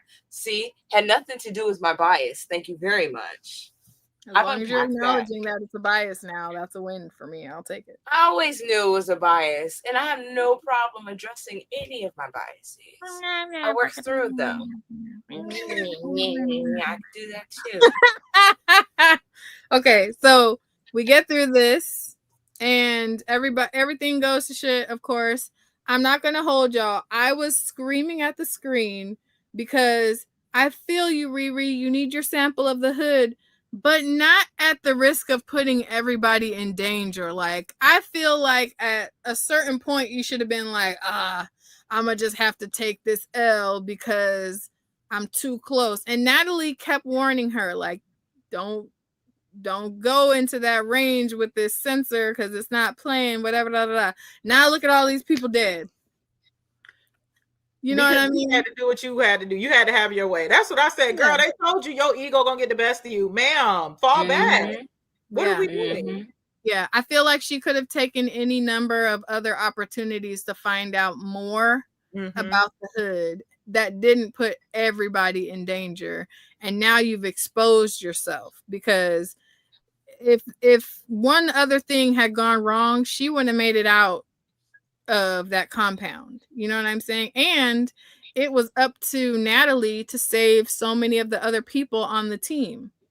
So it's like, in one sense, she did help by telling Natalie not help them first, but it's like you didn't have to be in that position. So it's another situation of her like putting the mission first when she really should be looking bigger picture. And that's another like peak example of acting out of, out of grief or out of your own personhood, because all you have to focus on this thing, otherwise everything else falls apart. So it's just like, nah, you're too smart to be making that type of mistake, which lets me know that it's something else. But I was screaming at my screen because I was like, girl, you's in danger. Just leave it alone. We'll get that. Which was a great title for the episode, by the way. You in danger, girl. Yes, you in danger. But I mean, girl, she had to fail spectacularly. Like, that's the only way she's gonna come out of this, with the level of intelligence she has, with the amount, how resourceful she is, and just like her work ethic. No matter how nefarious it is, she has an incredible work ethic. So, like, unfortunately, she's gonna have to fail in a big way. But thankfully, it's not something that's like dragged out. It happened fairly quickly. So, like, she's gonna come out of this soon. So, yeah, this is once again, great show. This is done very well. Anyone who says different. And this is 3 episodes. Like, can you imagine what we're going to get in 4, 5, and 6? Because we got so much in this first 3. I'm like, is it next Tuesday already? At first I was mad, but I was like, no, y'all should have just dropped the whole season. I'm ready. They're doing this more and more often with like other things, because I remember being that pissed about, like, at least it's not a long wait in between. Like, I don't know if you guys are, but I'm a Bridgerton girly. Okay. Yes. And that we're going to drop the first half and then make you wait months for the next half is crazy. So I'm glad they're at least not doing that.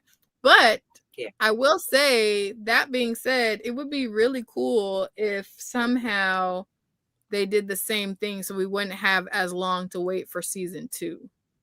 That I will take. If the seasons are going to only be 6 episodes, don't make us wait so long in between. That's my fear, because it took 3 years for us to just get these 6 episodes. So it's like, what's the holdup? Why y'all playing in our faces? And Ryan Coogler hasn't taken an L yet. So what is the issue? You know what I'm saying? Like, you can't tell me that that's what it was, because he's been cooking since Fruitvale Station. So what are we talking about? You know what I mean? And they were done filming, because they filmed simultaneously with Wakanda Forever. So it's like, y'all, like you said, y'all have literally been sitting on these episodes. They weren't post-production. You were done. Yeah. Why? Yeah. But I've already prepared myself for, if we get a season 2 for this and Forever, to not see them again until 2027 or 2028. I was like, Lord. And then maybe that movie gap that's blacked out is an Ironheart movie. I will take that. Hopefully. I will take that. I'm thinking that's going to be the Young Avengers or the Champions, or the alleged Scarlet Witch movie that they've been rumoring for years now. Oh, but they would have released the Scarlet Witch one, right? Yeah, right. Well, because I feel like they're doing a fake out too with her not being in Doomsday, but now they're saying she is going to be in Doomsday. So it's like, well, we got to give her something else. And then you never know. And they keep changing stuff all the time to figure out what the MCU is about. Yeah. Whatever the fandom will respond to. Well, or unfortunately, if they let it be a Storm movie, that's the only way I'd be cool with it. Ooh. We're waiting. When that X-Men movie drops, yes. Just as long as it's no shade, as long as it's not Cynthia Erivo, I'm like, get off the gas with that. I said what I said. I don't care. I don't care. I don't care. I don't care. I don't care. Heard. Duly noted. Yeah. And agreed. Yeah. There's no universe where Storm is a pixie. And I love Cynthia Erivo. She ate down as Elphaba, but that you're just not giving Storm. And I don't think there's anything wrong with that. Because you're not doing the character justice. Like, to me, Halle Berry was like that girl for the time, so I get why they did it, but there's no way in hell Halle Berry should have been cast as Storm. I mean, if we can have this uncomfortable conversation about Zaddy, Aaron Pierre being... I am not disagreeing with you in the slightest. It's the way you said Pixie that threw me. She was a fairy. Yep. She was a fairy. Like, what are we talking about? No shade, but it's real cool over here. You feel me? You feel me? Nothing is wrong with... Wait.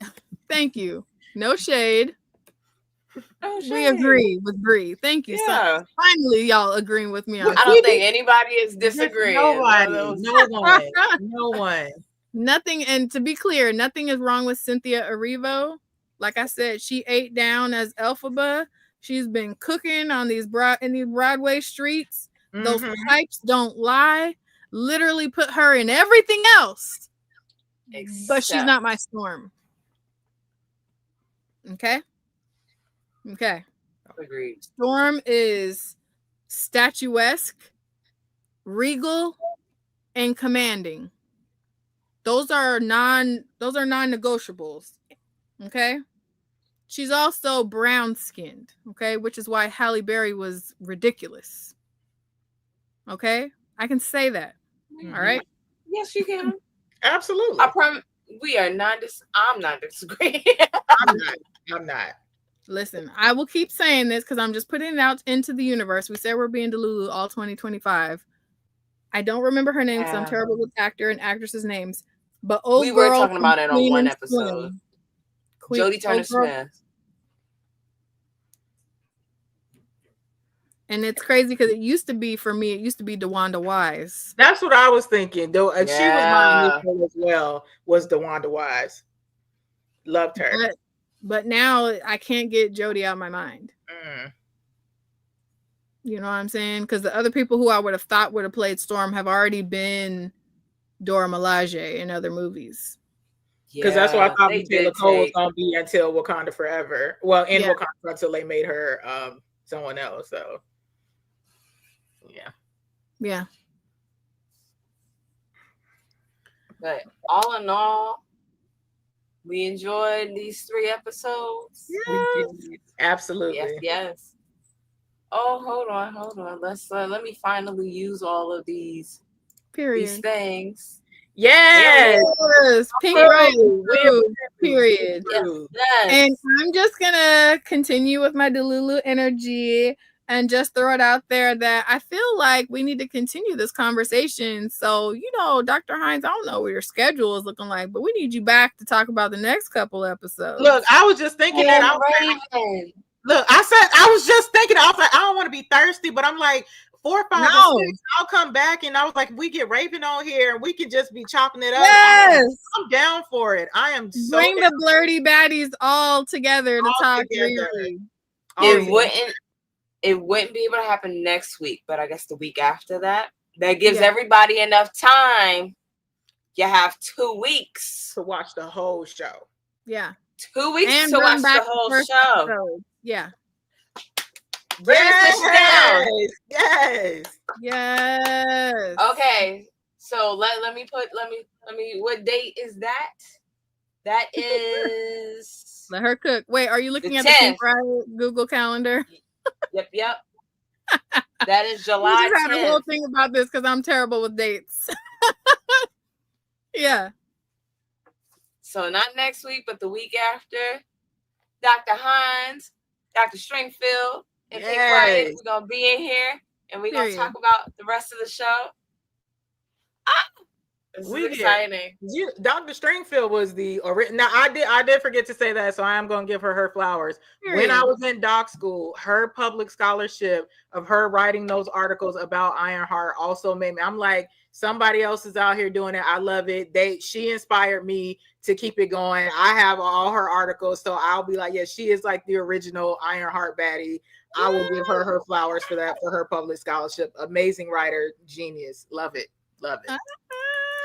Come on, icons. Right? Come on, icons becoming Riot fam. We love to see it.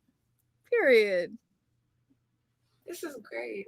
I'm sorry, y'all can't tell me nothing right now. Yes. Right? Yeah. This is a night. I love this. It's been beautiful. If only we didn't put sugar on grits, it would have been iconic. Oh, see, you know what? It would have been perfection. But you know, we are who we are. It's okay. We are who we are. are. That's all right. That's how you know we really fam. If it's okay for you to roast me, I'll take the L. I'll take the L. I'll bring you some cream. When I meet you, we'll have cream of wheat just for you. Y'all funny, huh? Y'all got jokes. I wasn't even thinking of it like a joke. I just enjoy cream and wheat. So well, we will share cream. It will be a communal gathering, and we will all partake of the middle ground that is cream of wheat. Together. No, I think we should all just live our best grits lives. Bring your best grits and enjoy your grits the way you like them, in peace and community. Ashe.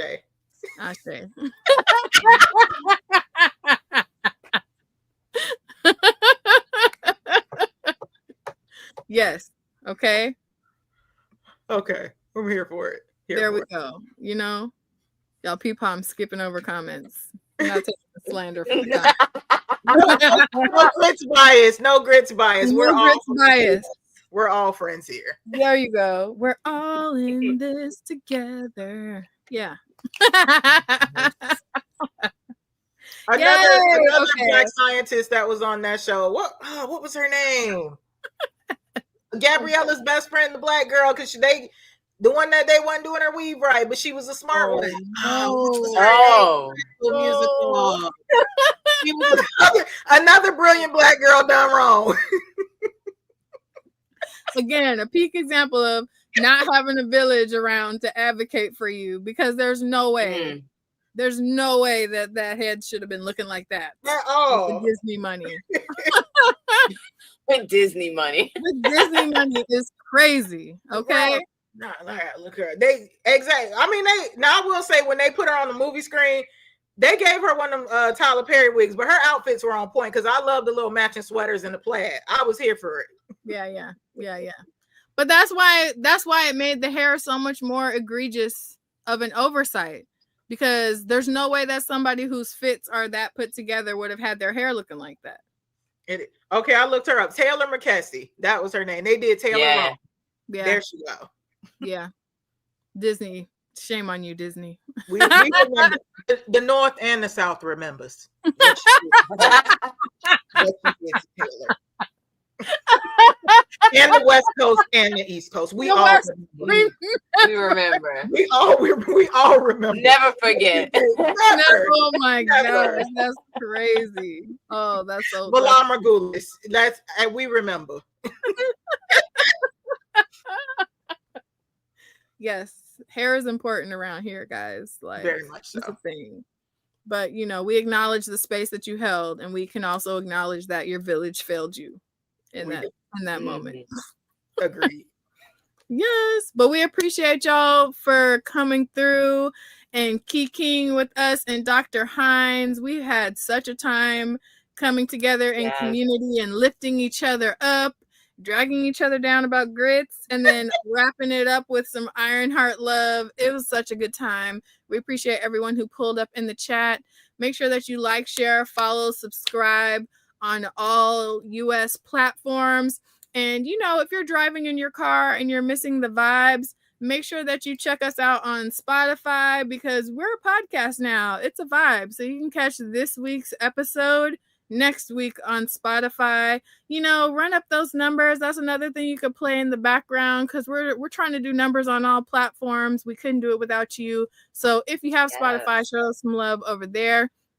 One time for all of our Patreon subscribers, that's a thing. We're out here trying to get some money because these comics don't pay for themselves and these cons don't pay for themselves, y'all. So, you know, we're if you come out here and you see our only fandom, you didn't.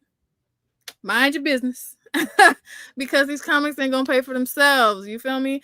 Check out our Patreon. We have a free tier for the free 99. I'm just here for a good time, and we love you just as much for that tier. But we also got some step your game up tiers that support us a little bit more. So we have better equipment, better technology, all of the things to bring you more of what you love and how we do what we do. So check out the Patreon when you get a chance. Again, like, share, follow, subscribe on all platforms. Tell a friend to check out the show. If you like the energy that you got in today's episode, you know, scroll down a little bit. Check out one of our previous episodes. Or if you don't care, just let that thing run in the background while you go wash your butt or do your dishes or whatever, because we need the streams. You can find Dr. Hines on Instagram, Hines_solo. Facebook, all of it. I'm on the platforms. They tag me. We're on the platform. Yeah. I mostly just talk randomness on Threads. So your best bet is to find me on Threads and just it's gonna be all Ironheart at least for the next 2 to 3 weeks. Catch us outside. How about that? We're here. But we love you, and make sure that you tune in because we be here at the same damn place at the same damn time. Thursdays, 5 p.m. PT, 8 p.m. ET. We love you. We mean it. We'll see y'all next week. Love you. Bye. Later. I definitely found more. All right. How many variants are there? 11. Damn. Go ahead. No.